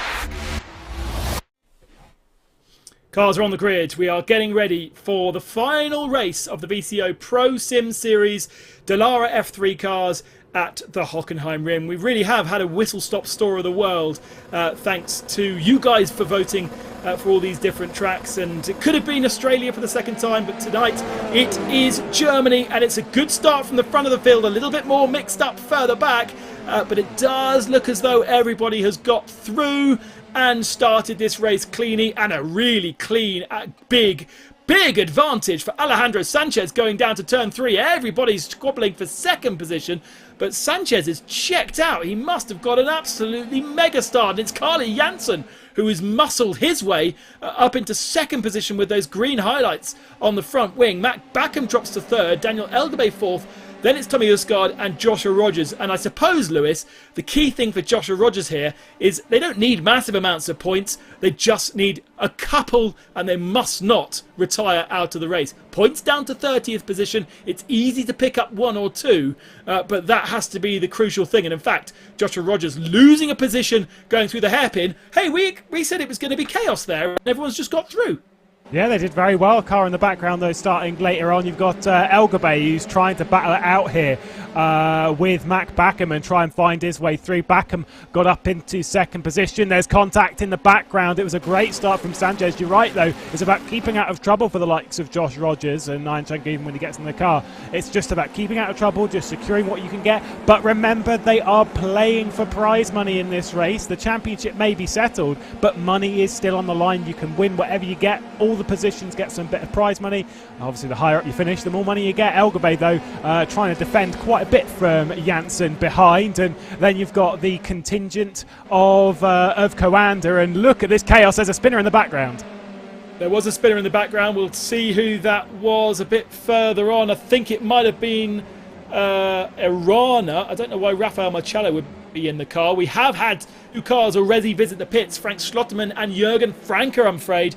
So that's Barrichello's teammate. Remember, they do get 1 fast repair, so they'll be quickly in and out, but it does mean any further damage will be inherited by the pro drivers that take over these cars in the second half of the race. Slipstream fest all the way around this long left-hander and into the braking zone at the hairpin, where it changes tarmac as well. They try to go 3 wide. That's never very easy to do in iRacing. It just about works out, but really, Daniel Elgabay is the massive stopper and cork in the bottle here.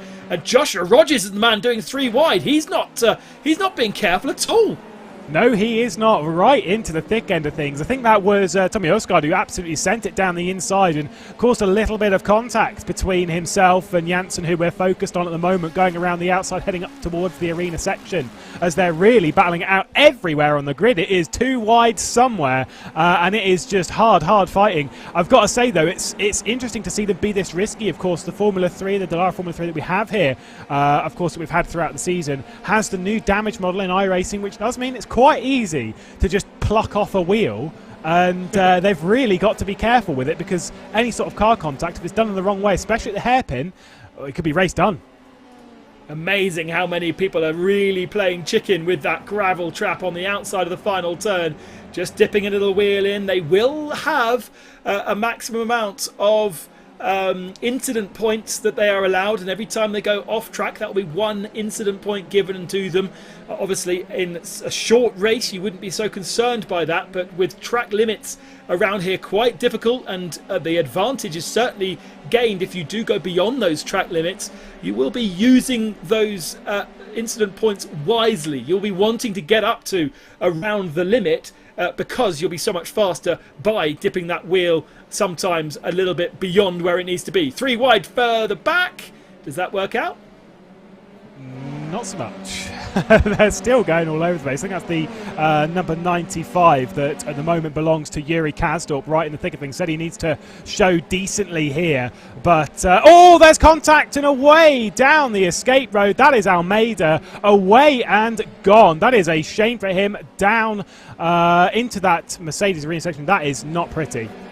Classic Formula 3 incident there, just side by side, a little kiss, and that's how Frank Schlotterman ended up removing the rear end of his car. He, I think, has come back out, or have they decided against it? Spinner there. Who was that? I think that was Kroenke. Surprisingly, he may have been helped, but Kroenke has now descended the timing screens. Alejandro Sanchez leads from Matt Backham in 2nd position. Danny Elgabe 3rd. Rogers is up to 4th. Usgaard is 5th position. Carly Jensen is 6th. Van Loosenord is 7th. Then Bouteloup, Petitjean, Ludding, and Niels Koch. Let's have a look what happened with Chris Lullum, I believe it is on the inside. There's contact with Kroenke and away as they were heading into the Sachs curve. That's a shame. It's just that sort of clumsy contact, leaving it down the inside and sort of drivers coming across. It's the banking around the corner. You can actually afford to just give yourself a little bit more room, run a little bit higher in the banking and come back round the exit. Unfortunately, that mistake there just costing them as we're seeing this battle. Not a position we're typically used to seeing Josh Rogers battling, but it is 4th position at the moment. He's got Tommy Osgaard, his teammate, behind, focusing now on the battle further down in the pack as there is carnage here. Yeah, so who's that? That's 3 cars, and I think it may include Lanik Lapsha, Flavio Dantes, and Bo Albert, I think, was involved in that one. So big accident. We'll get the replay in a second. Here it is, but we're going to see cars flying here. Flavio Dantes, 3 cars very, very, very close to each other. Dantes, oh wow. I can't even tell you what happened there.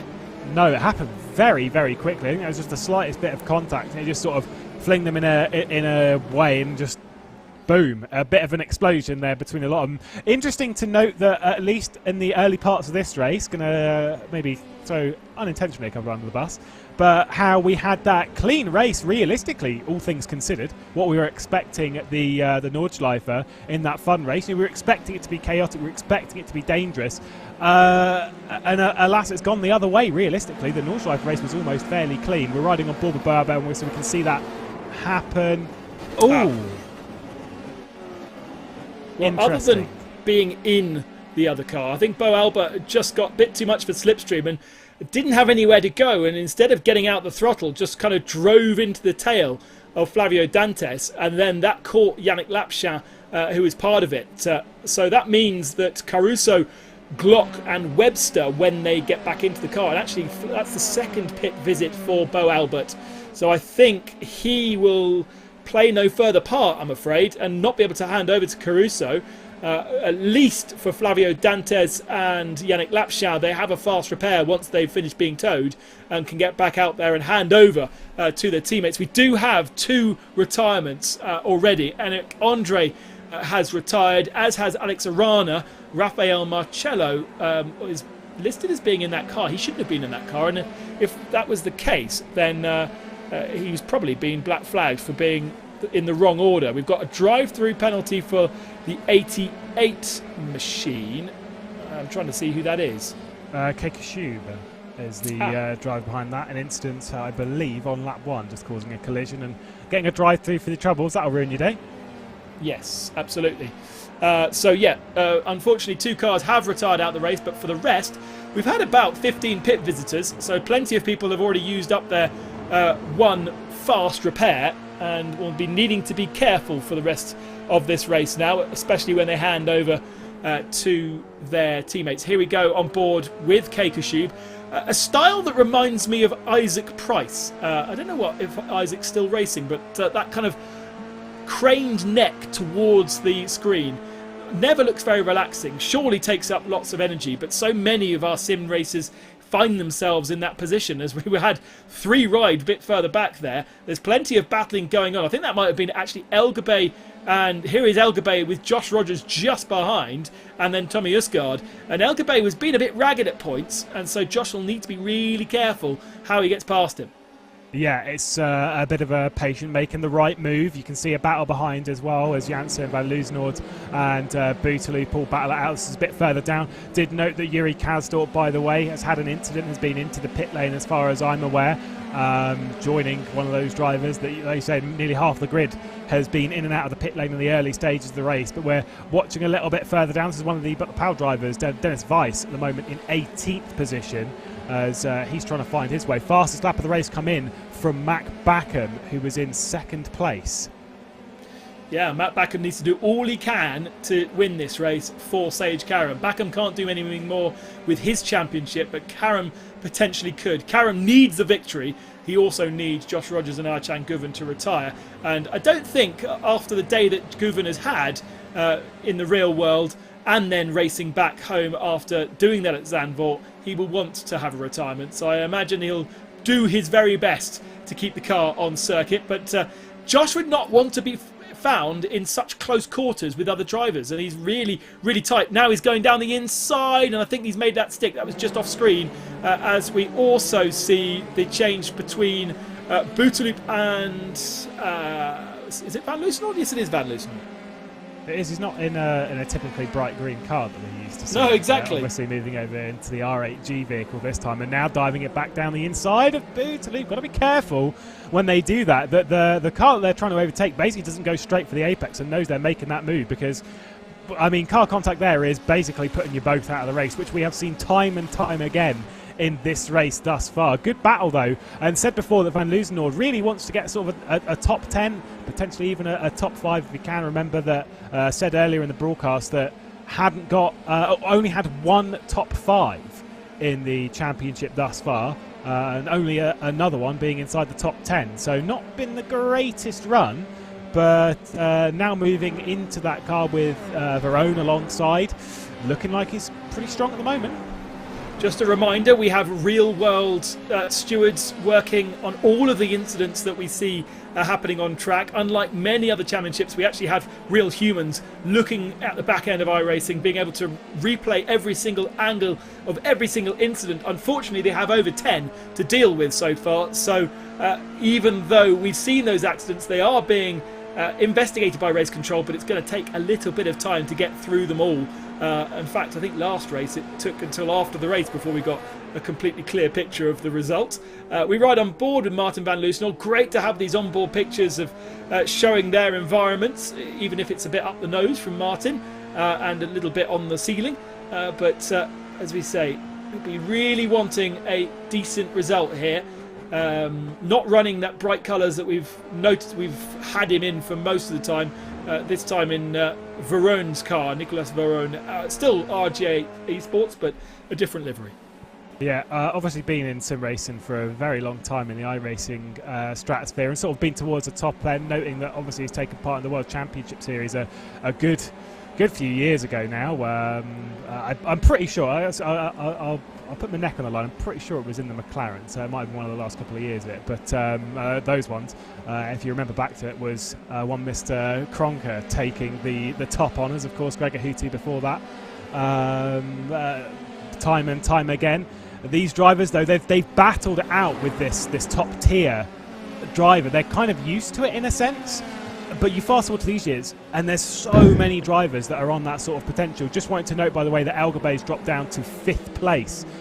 So Josh Rogers and Tommy Osgaard have both got by up into 3rd and 4th respectively, as they're going to try and hunt down their teammate and just basically not only try and get themselves, wherever in the championship, but also try and net themselves a little bit extra prize money from the race itself.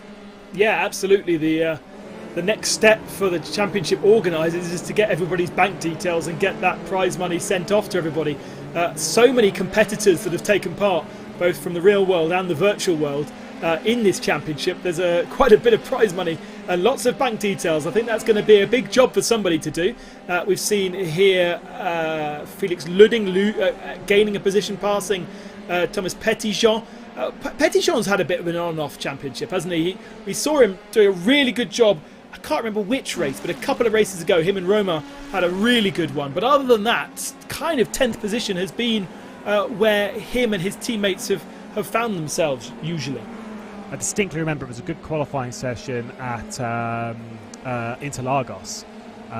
Definitely qualified very well. That was the return of Romain Grosjean, obviously after his crash, and so qualified really, really well there. Unfortunately, he had a little bit of issues in the race. There was contact down at T3 that sent him off into the barrier along with a couple of other cars. It was just kind of one of those chaotic moments. That's from memory, though, so I could be entirely wrong, so don't quote me on that. Although running wide at turn 1 isn't going to add to the ease of the Hockenheim Ring. You were saying it earlier, as much as it's a 40-minute race, it's a fairly long race, it's not too many laps. You've got to be careful of those track excursions, because picking up a 1x here, a 1x there, potentially or 4 incident points for car contact, a little bit like that. Ooh, you'd be closing in on a DQ. Yeah, but you kind of want to. You really want to open the steering wheel through. Same thing at Copse, Silverstone. You go through the corner and you can feel that the whole car is slightly being bogged down by the angle in which you're trying to send it. So you want to wind off the lock, make the corner a little bit wider so you can carry more momentum. And it definitely is a faster way through that corner to run it a little bit wider. And that's why we see so many people doing it. But of course, on iRacing, it is a 1x. But you kind of end up using your 1x's strategically, don't you? And you go, okay, I could be in a battle if I just get a 1x here. I can get myself on the tail of the car in front. Although in this particular instance, you have to say Felix Luding is driving away from this battle. Yeah, it's not something which just applies to the sim racing world, because for those of you that remember, but obviously you've seen it in motorsport time and time again.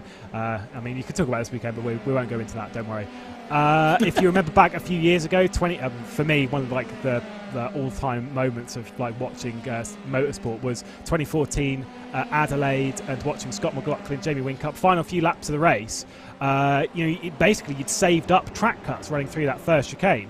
And then, so it comes to the end of the race, you think, oh, I've got 3 saved up. I might as well just use them. And you'll see them almost, not quite, but almost straight line the first chicane, just trying to sort of exceed it and push it to that very limit, because they've saved it up. They've got them in the bank to protect or attack when it comes to positions and stuff. And you see that in sim racing as well. You want to save those points up to later in the race so Samuel Liebert gets out of the way. He's returning the position because he's obviously taken that position falsely. Unfortunately, though, he's backed off a lot. I don't know who he's supposed to be giving the position to. Yes, I'm assuming it's someone very far down. Yeah, exactly. It's not like just give the position to the guy behind. He seems to be waiting for a lot of cars to come past. There is no information on my screen as to who he's supposed to be letting by, but either way, he's lost about 5 positions. I thought it wasn't particularly a good thing to do around that back straight. You kind of want to do it on a short straight where the momentum isn't so key, but doing it where he did it, he was punished all the way along that straight until the next braking zone, and therefore lost a huge amount of time. I suppose in the same way, if you watch Formula 1, that Max Verstappen giving Lewis Hamilton back his position where he did cost him more time than had he done it somewhere else. Kind of one of those things where, hindsight's 20/20. It's one of those ones where you kind of look at it and you think, I probably should have handled it slightly different. But when you're in the moment, when you get that call from race control and you think, I've got to react straight away.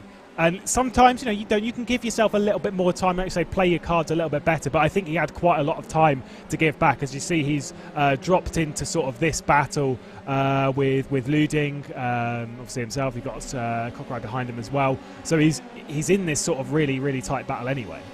Well, he's settled behind the number 11 of Andre Butcher. So I imagine that was the car that he was supposed to be giving the position back to. He was ahead of Martin Kroenke, so he did drop 5 positions by doing that. That was quite a painful penalty. Okay, not quite as bad as getting a 10-second drive-through or whatever, but still a lot of positions and a lot of track time lost. In fact, his lap time was 4.5 seconds slower than he could or should have been. Yeah, it's kind of one of those things where obviously an incident's happened and you've gained from it and you're trying to pay that back, but depending on how it's paid back, it is like, oh, just give me a time penalty instead. But obviously you don't want to drive through because that'll cost an awful lot more. Either way, it's been returned, and that's the sort of the boat they're in. And with 21 minutes left in the race, there's still plenty of time to sort of make back that sort of issue. And I've always said this before, if you're going to get something like that, if you're going to get a time penalty, if you're going to get returning position or something, I want it to happen as early as possible. I want to know straight away so that I can do it and get on with it and focus on the last part of the race, because the last thing you want is to get to lap, God knows what, like lap 20 with a couple of minutes to go. Oh, by the way, you've got to drop back and give those positions back, because that just ruins all of the race. Noticed Elgabe, by the way, got by Tommy Osgaard as well. We're focusing on the battle for 6th place with Jeremy Bouteloup, Janssen behind Van Loozenord, losing 2.3 seconds off the back of this, and it's important for Luding, obviously, when it comes to the point standings, trying to move up in those, and the better the position, the more points.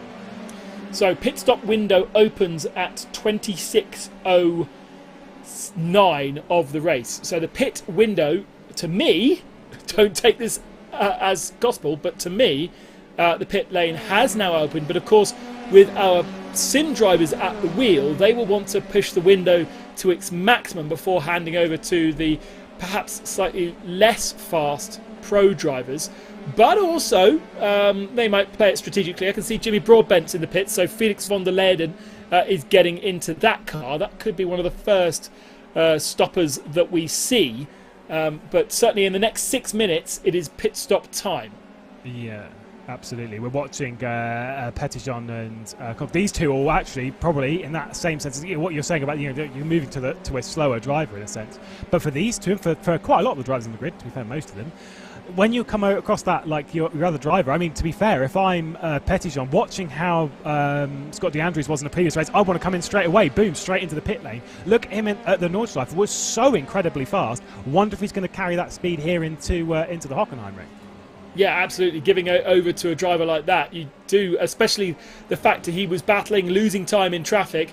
I can see that Andrea Butcher has done the same thing, and he'll be handing over to Sami Matti Trogan. So Samuel Liebert's handing over to Gordy Much. All these names, incredibly talented sim racers that do a bit of real-world racing and therefore are in our real-world category. So it could really mix things up when we do our pit stops because we've got so much talent in the pro drivers, especially tonight. It really does seem quite intense this evening.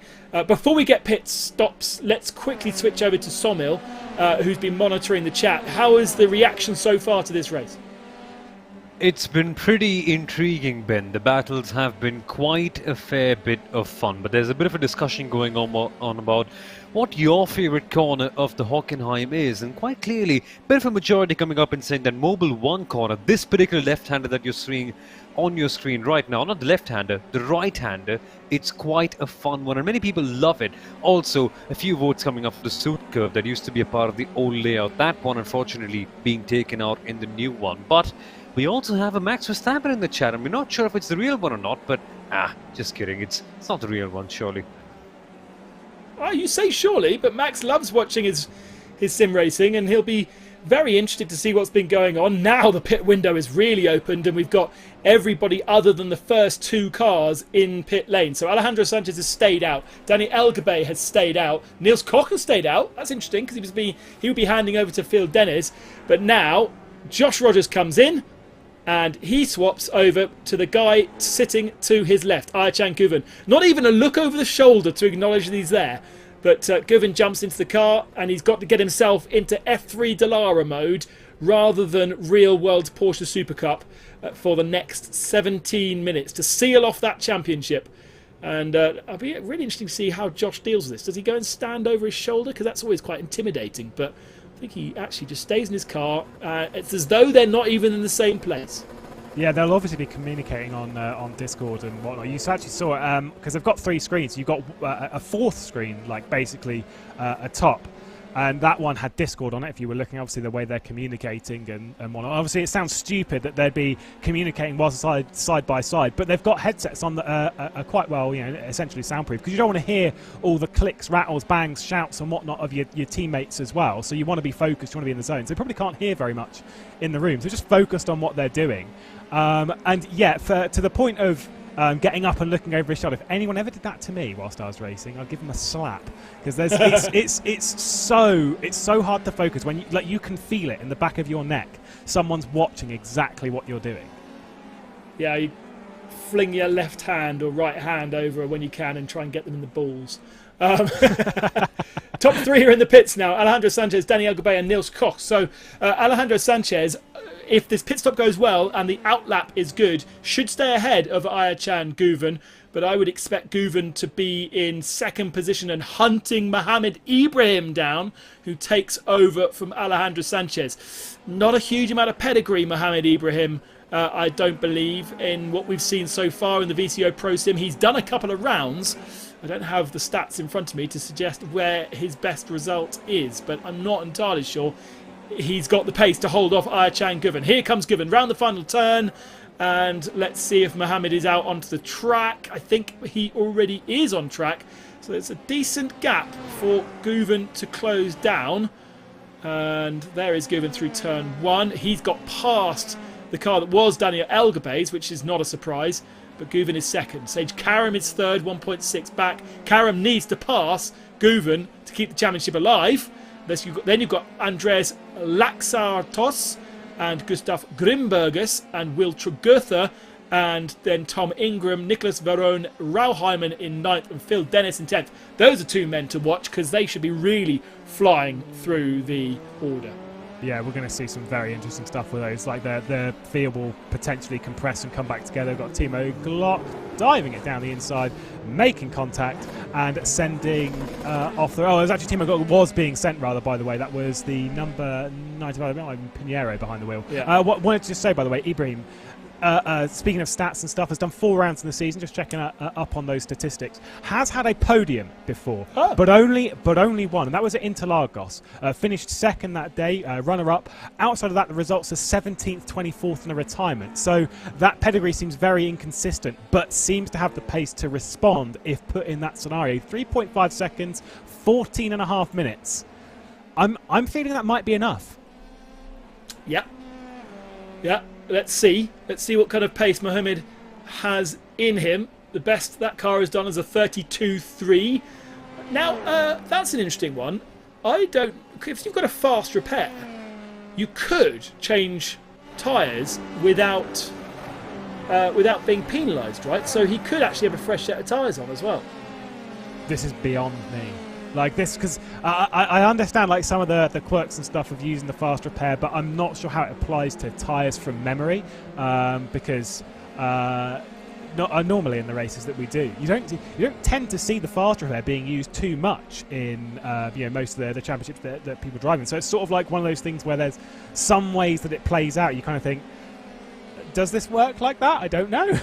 Yeah, I think actually, from my experience, and I've used a lot of fast repairs in my time, it only will fix bits that need fixing. Oh, Norbert Kish just getting a little bit deep and giving the car in front of Kish.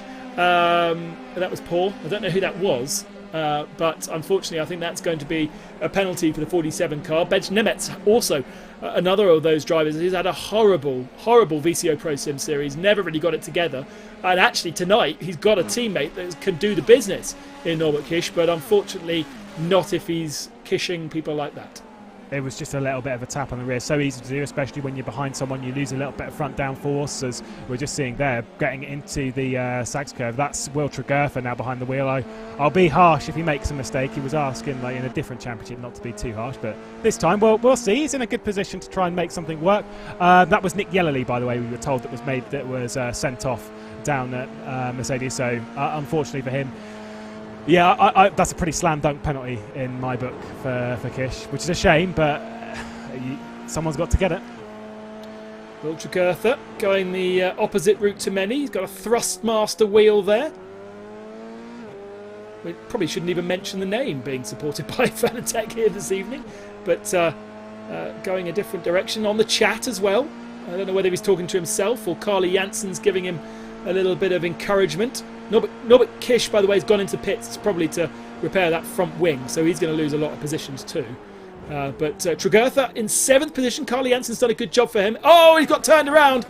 He's got turned around by... Who was behind him? Scott DeAndrews? I think it was. It's popped the rear right off as well. You can see that. That is a terrible shame. We'll probably catch a replay of that ASAP, but that is high drama. We're focusing now on the battle for 5th place as Van Loosenhoord, or Verone rather, behind the wheel at the moment, gets by Lascaratos in that number 17. So dropping out of the top 5, saying again, Van Loosenhoord, and obviously that car that Verone's behind the wheel of, aiming for a top 5 here. Looking pretty strong for it right now, although does have to keep your eye behind to the likes of Ingram, Denez and Andrews as well behind. Big news, Raoul Hyman's in the pit lane, so he's had a retirement as well. I don't know whether he was involved in that same accident with Will Tregurtha. Here it is. And was the send from further back? No, it wasn't. So Raoul Hyman's incident is from somewhere different. Tom Ingram also in the pits. He shares the car with Jeremy Bouteloup. So Bouteloup started high up, but he's come in with damage. So Ingram's had an issue too. Plenty of drama going out. But the reason why it's so significant for Raoul Hyman is he could have been in the top 5 of the championship. He could have improved his championship position.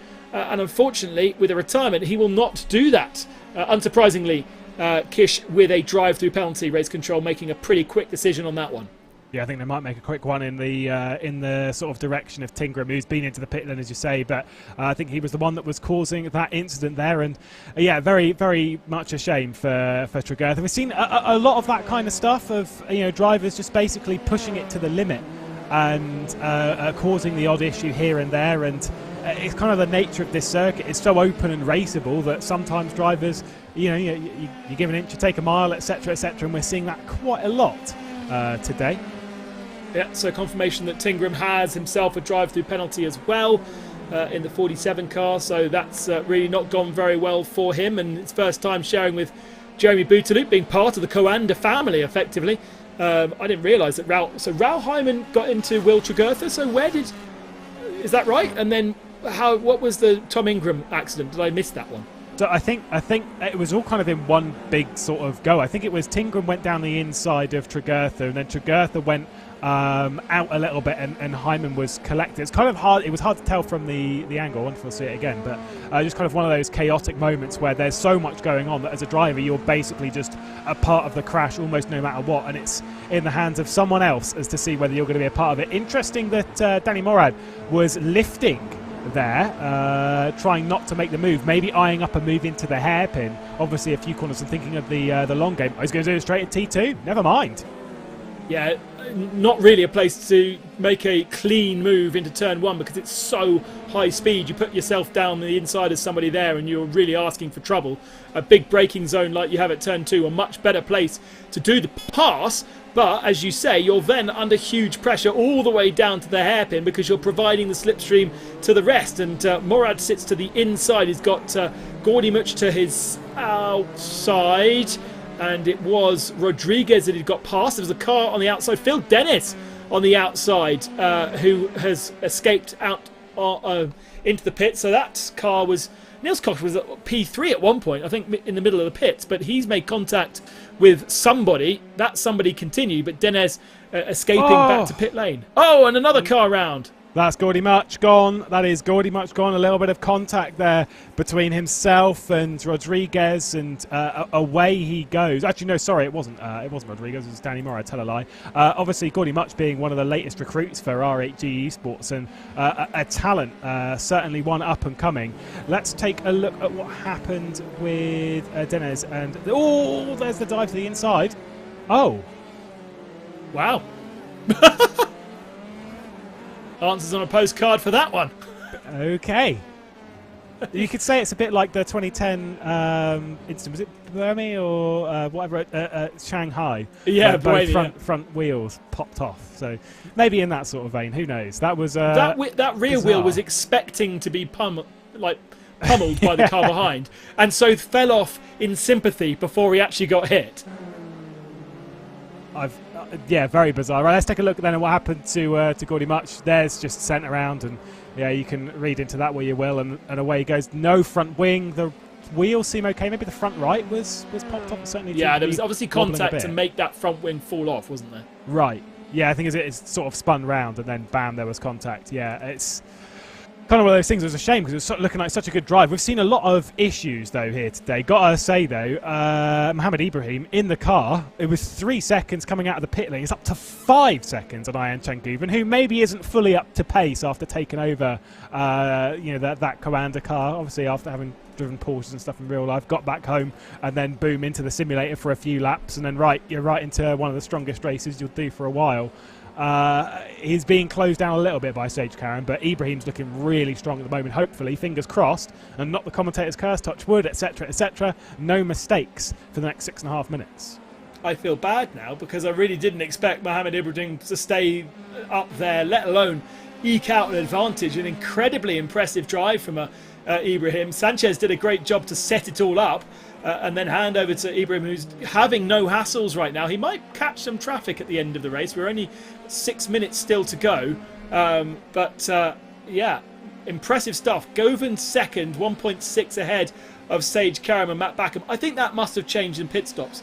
I'm pretty sure that Backham was second before the pit stops. And then here's another little battle going on. And down the inside, a bit too deep from Scott DeAndrews. And it switches back again. Classic Hockenheim racing that, with Andreas Lazzaratos on the inside, eventually deciding against it and letting him come through. And I think that is probably move done as Scott DeAndrews continues to move himself up the leaderboard, and now in 6th behind Nicholas Veroni 5th and Gustav Grimbergus in 4th position. But this is the best battle that's on track right now. Behind them, Mike Epps and Sondre Setas are locked together for 8th spot. Sondre Setas not having the best of days. And then it's Sami Matti-Trogan in 10th. Yeah, there are some fair battles happening, but at the moment things seem to be coming down, obviously, through the chaos and carnage.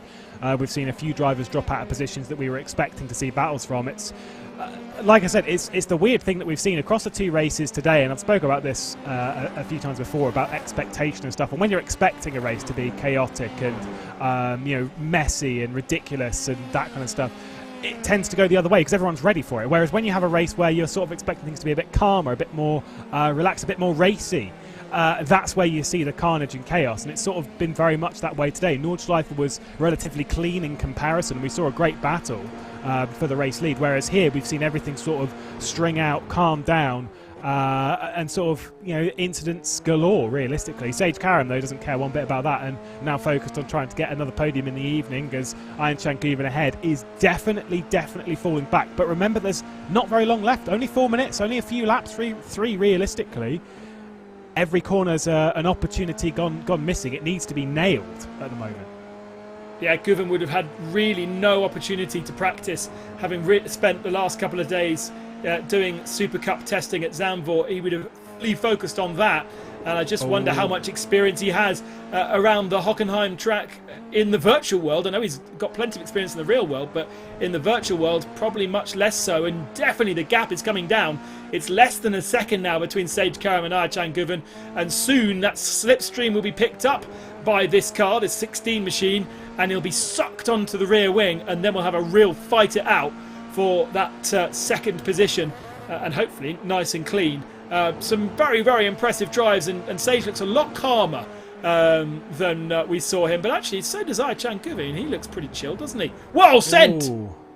I think that was Ayhan Changuven getting out of the way. I think that was Ayhan Changuven thinking, look, if I risk this, if I push this and something happens and I'm out of this race, Sage Karam could be potentially winning this championship. In the pro side of things, of course, as much as it's as near as makes no difference settled, it's just there's still a bit of a risk. There is still potential that if something were to happen, Ayhan Changuven, with a bit of lack of practice, just getting out of the way, allowing Sage Karam to get through. If he hangs on to third, it's fine, it's his. If he drops further back than that, if he retires, then there's still potential, but he's playing the longer game in that sense and thinking more on that title fight. Remember as well, like we said that he's not had time to practice, not had time to really get used to the car. Of course, in a normal championship, say for example, one where you know the calendar already, it's not too much of a problem because you can practice the night before, you can practice a few days before. Whereas here in the VCO ProSim, we only know the circuit properly not too long before we head in, letting through Grimbertus as well. Wow, there we go, drop him right back. Really dropping back. I don't know whether he's got a problem with the car. I'm trying to listen in. He's very rarely on full throttle.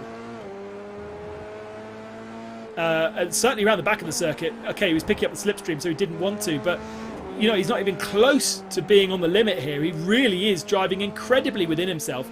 We are now 1 minute 50 away from the end of the race. Still 2 laps remaining then, but Guven is giving away so much time. There was 5 seconds given off on that last lap alone, and he's dropped from 2nd down to 5th. All of that work from Josh Rogers, and Guven's giving it all back again. Yeah, I'm a little confused, because I understand getting back like 1 position. I understand getting out of Sage Karam's way. I understand that. But there was like a good 3 seconds between Sage Karam and Gustas Grimbergus as well behind. So that's quite a large gap to just sort of sit in. His pace over the early parts of the stint were fine. His last lap was 5 seconds slower. There's got to be an issue with this car, or something in a sense, because there's something not quite right here. He's got more pace than that. Well, it's all calm when you see his face. I don't know if Josh Rogers is doing testing, because he looks like he's still driving on the right-hand side, doesn't he? So he's sat in the replay. You can see, because there's a bit of the overlay on the middle screen, so you can see he's a little bit there. I think he's more just watching, keeping an eye out over his team, and obviously they'll be communicating, and Josh will be giving him essentially from like a race engineer's perspective of eyeing up like how that's going to play. Also, by the way, just going to say big shout out and thanks to Coanda for that kind of camera work. Love seeing into the Coanda house and understanding how things work there, because obviously it's quite a venture sim racing wise that we don't tend to see. Yeah, exactly. So many people at home in their bedrooms, but the whole Coanda household. There actually is a VCO on tour video on the VCO YouTube channel where you can take a tour around the house. As we see a change for 7th position, Sandro Setas getting ahead of Andres Laxaratos, another car that is going backwards down the running order. That last lap from Guven was about a second faster than he did previously, so I think he's just being incredibly slow. Some suggestions, Somil, that they're fuel saving? They couldn't have got it that wrong, surely. I mean, there's a possibility that they may have underfueled by just a little bit, and the chat is suggesting that fuel saving could be that desperate measure just to get the car across the line, just because they might have put in 1 lap less worth of fuel.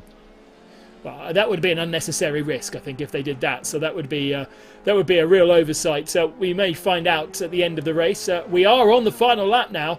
So I eat my hat, and I apologise profusely to Mohamed Ibrahim, because it's been an absolutely stonking drive from the head of the field. Here he is, 2 corners left. We've hardly seen this multicoloured machine in the hands of Alex Sanchez, very fast in the first part of the race. And Mohamed Ibrahim takes victory for MSI Esports.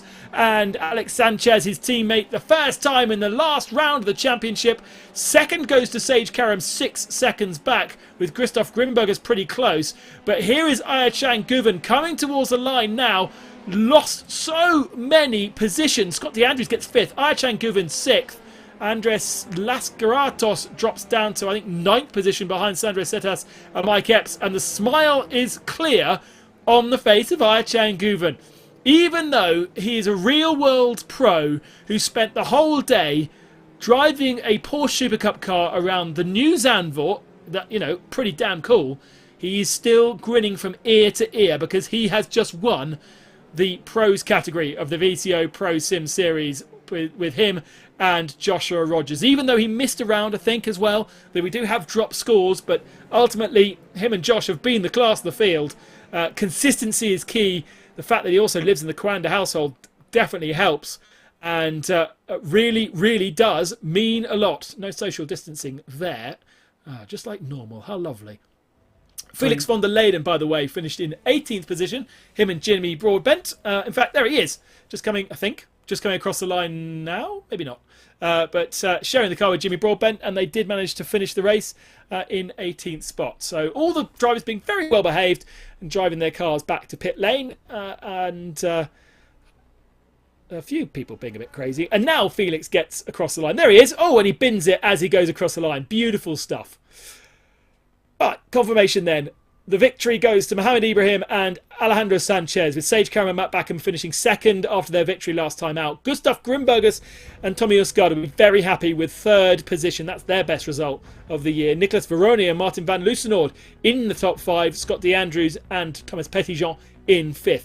Archan Guven handing 16, 17 seconds away to finish in 6th position, with Sandro Setas sharing with Oscar Manga in 7th. Mike Epps and Martin Kronke in 8th position. Laxaratos and Danny Elgabay in the end 9th, dropping back. It was good progress from Sami Matti Trogan up to 10th position by the end. He shares that with Andreas Butcher, effectively a Williams car, that one. Daniel Morad finished in 11th position. Good comeback drive, considering we saw Almeida off the track. Roland Rodriguez and Pablo Lopez in 12th. Then Kruger and Weiss in 13th. Nessov and Lullam only in 14th position, 45 seconds down. Then Norby Kish and Bence Nemeth, we were entertained by them. They had drive-through penalties and it's 16th for them. Tom Ingram and Jimmy Booterloop in 17th. Felix von der Leyden and Jimmy Broadbent, the last car on the lead lap, did not get lapped. Will Stevens and Burkeye in 19th. Much and Liebert with penalties, 20th position. Then Raul Hyman and Felix Ludding, not big points for them, sadly, 21st only. Barrichello and Frank in 12th. Yellerly and Denzler 1 lap down, 13th. David Beckman, Veninger in 24th. Christodoulou and Heitz 25th. Foley and Telvar, early issues for them. Pinheiro and Kasdorp also with issues, 1 lap down. And then those that retired: Kashib and Verbisky, Klingman and Schlottmann, Dennis and Koch, and Trogertha, Janssen, Glock, Pujol, Webster and Lapshat, Caruso and Albert, Marta and Andre, Marcello and Arana out after 1 lap, I'm afraid. So there we go. Can't believe it's all over. It started a lifetime ago, the VCO ProSim Series, when we got our first round underway. And God, can you remember when Max Verstappen and Max Beneke dominated Motegi and Lewis? We all went, oh no, it's going to be so boring. They're just going to win everything. And then look what happened. Yeah, Josh Rogers and Einstein even came along and thought, I don't fancy any of that. Let's take ourselves 3 wins, grab another podium for good measure, and sit towards the front of what is an extremely strong championship, and that real merger between real and sim, and seeing all those drivers come together. It's been a fantastic experience over the 8-round championship, and I definitely think we'll be seeing more. What do you think makes this championship unique to all of the different sim racing that happens every single night and day across different platforms, on different streaming softwares? Why is this special, do you think? You've got the obvious thing, and which everyone will jump to, that is the fact of seeing all the pro drivers racing with all the sim drivers, and I get that side. That is an amazing side. But also what I love, and I really, really do love about this format, is the experimentation on format. That it's not just about one race. They've got the fun race. We see the difference between getting those pro drivers and the sim drivers to qualify every other round. We're seeing stuff that's different. The track vote only comes in at the last moment. That is where this has really shone. Yeah, absolutely. I really like the fact there hasn't been too much preparation required of the drivers, and meaning that the likes of our winner today can still do his masters at university and participate and win. Alex Sanchez. We chatted a couple of weeks ago on the VCO Esports Studio show, and you talked about how much you enjoyed being part of this, and finally you've got that win. Congratulations. Yeah, thank you very much. It's been a long season, but yeah, I think we deserve at least 1 win, and yeah, very, very happy with the pace shown today and with the pace that my teammate had for this one. And yeah, it was basically a matter of not making any mistakes and holding the lead after a good qualification where I got some help from my teammates in draft. Yeah, we managed to put it on pole and yeah, just run away because I think there was a mess at the start. So we had a kind of an easy job. And yeah, it was just a matter of pushing. By the time you got to the second corner, you could take the racing line and there was nobody around you. You really nailed that start. Was it a case that everybody else held each other up, or did you absolutely get it bang on? I think Mac spun the tires when releasing the clutch, and that caused a 3 wide in T1, and then another one in T2, and that just made me run away from the draft. I think I was 1.3 ahead after the second corner, and draft is only effective from 0.6 behind. So yeah, it was very lucky for me. Now, I was very rude about your teammate because I didn't think he was going to be able to hold on with Archan Guven chasing him down. And Guven gave a big effort to try and win the race. But Mohamed today was epic. Yeah, I had him on Interlagos, I think it was as well, and I finished P2 with him. He's a really fast guy. And yeah, I'm very lucky to have him on board for this one, for sure. So it's all over, and you've got yourself a victory. How do you reflect on the championship as a whole? Decently happy. There are some races where, well, there is a race where I couldn't participate, and the first one I got a penalty, so I think we finished P13 or something like that. But otherwise, I'm very happy with the championship.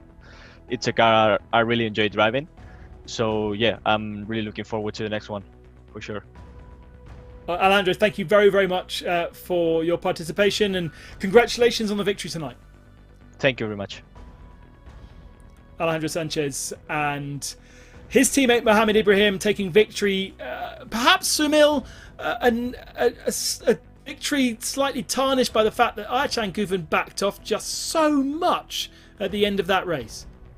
He did, but he didn't quite have to push so hard, right? So he went for the smarter option. He decided to say, okay, let's not take any unnecessary risks. Let's take things as they come. And you already had the championship wrapped up. And on the whole, though, what a championship win it has been for Josh Rogers and Archan Guven. A proper dominant performance in all aspects. Yes, of course, the points table will come up and tell you that some drivers were very, very close, but their performances have been absolutely standout. But for Alejandro Sanchez and Mohamed Ibrahim, what a platform it was to go out there and show for one last time what they can do and what have they done today. And some amazing stuff. Yeah, absolutely. Let's get Mohamed on to have a quick chat with him. I think we've managed to extract him out of Zoom. I'm not sure whether he's ready yet though, so it might take a bit more time. There he is. Awesome. Mohamed Ibrahim, congratulations on the victory. You must have been really scared getting into that car, knowing you had Archan Guven chasing you down, wanting points for the championship. Yes, hello everyone. Yeah, it was a great race, and yeah, I was quite worried when I got into the car. But as soon as I did a few laps, I realized I had a good pace, so I was not worried after that. You really did have a good pace, got into a lovely rhythm. But Hockenheim is not a track that you would have had that much time to prepare on, knowing that it's only recently come out on iRacing.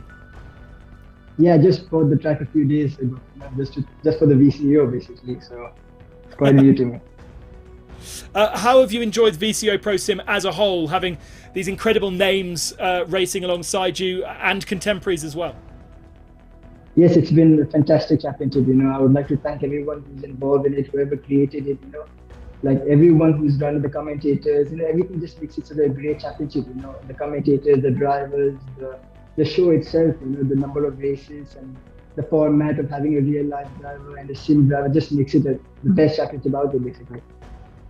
Are you getting excited and prepared for jumping back into a real world car again for your 2021 season? Yes, hopefully. Yeah, I have some plans this season, so hopefully I can get it done. Awesome. Thank you very much and congratulations on your win.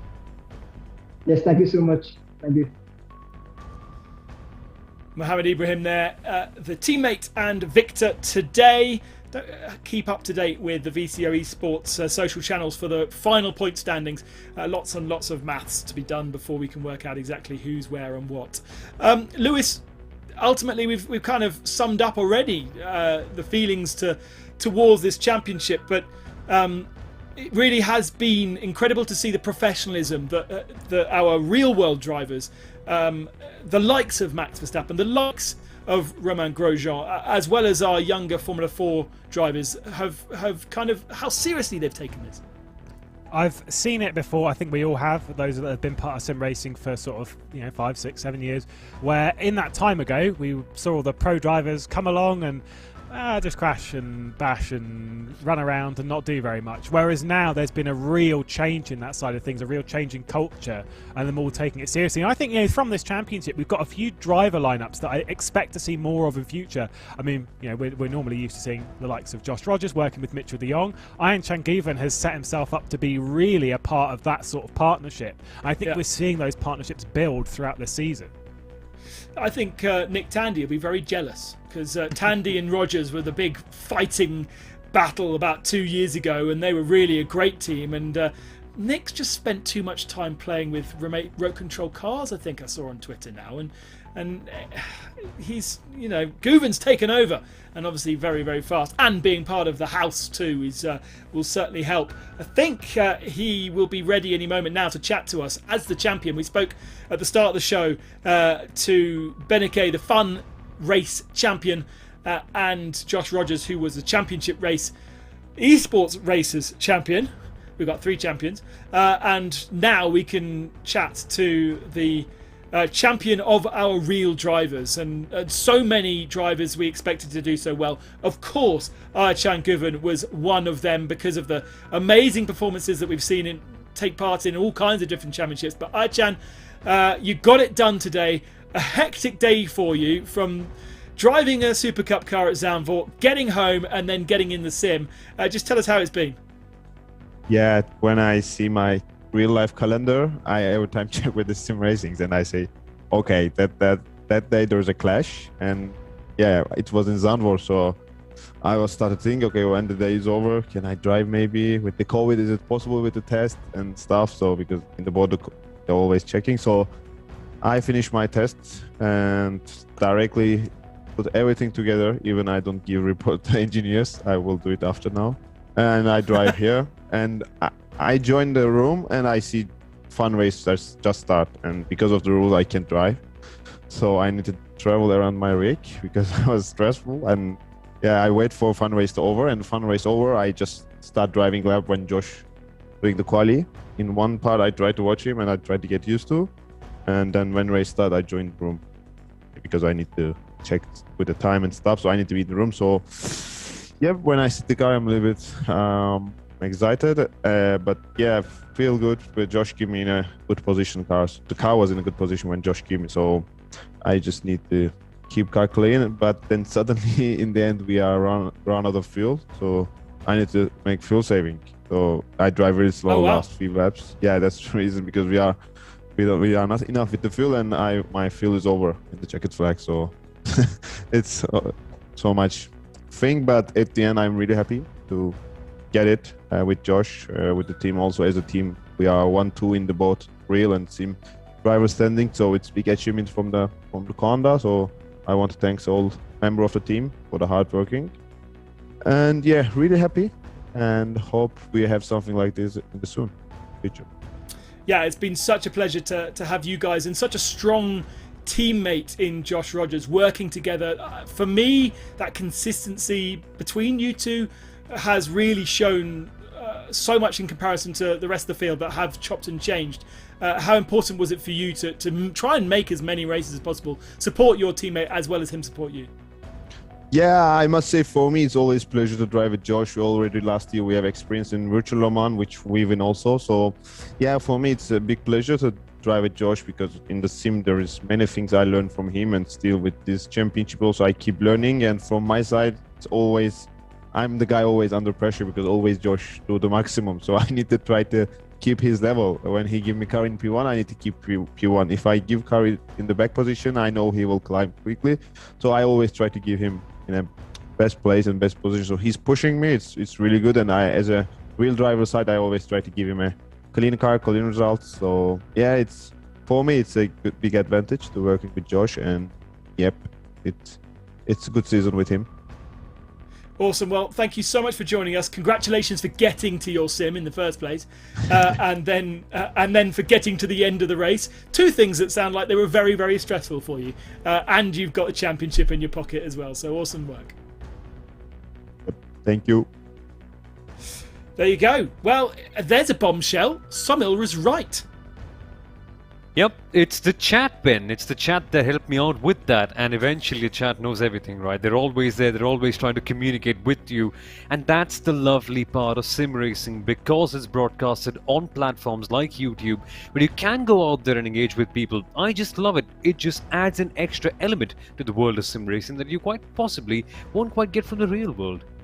No, absolutely. Well done, Somil. We've ended round 8 of the championship, and you have solved the mystery. And you were there before anybody else. We just thought he was trying to cruise to the flag, Lewis. I can't believe they didn't get enough fuel in the car. It's one of those risky strategies they tried playing, but sometimes I think mistakes happen. There's the light bit, 3 litres light here, etc. Obviously, a few good drives towards the end of the season. That final round, got to give a shout out to Jimmy Broadbent getting a personal best round of the season. I'm sure if there's more in the future, he'll definitely want to be teaming up with Felix van der Laden, because let's be honest, yeah, had a good run up the field. Felix van der Laden's a talented driver and seems to enjoy his sim racing as well. So get those 3.2 million subs into our books of sim racing and get them enjoying it as well. Yeah, absolutely. If you were joining us for the first time, thank you so much for joining us. What a huge effort that has gone into running this VCO Pro Sim Series. From all of the drivers, pro and sim drivers, entering and giving up their Wednesday evenings, to Somil and Lewis, our co-commentators, to the production team, the different production teams that we've run through in our 8 rounds, and of course the guys that have been behind the scenes in race control, who have been adjudicating some very hard decisions, running some very difficult decisions, but ultimately keeping our racing human and fair. And to the organizer himself, the main man that we met a little bit earlier on, Florian Hasper, who continues to push the world of sim racing to levels that it's never been before, and will continue to do that in the new announcement of the ERWC, which will be coming up later on in the year. VCO is his baby, and he is doing so much for sim racing, bringing the experience of the real world that he has and marrying it with the virtual. So a big shout out to him, the whole production team, everybody I've just said. Thank you so much for joining us, and make sure you join me Monday night 8 o'clock on the VCO YouTube channel to find out more about the Esports Racing World Cup, the next huge thing in a long list of things from VCO. Thank you so much for joining us. Bye bye for now.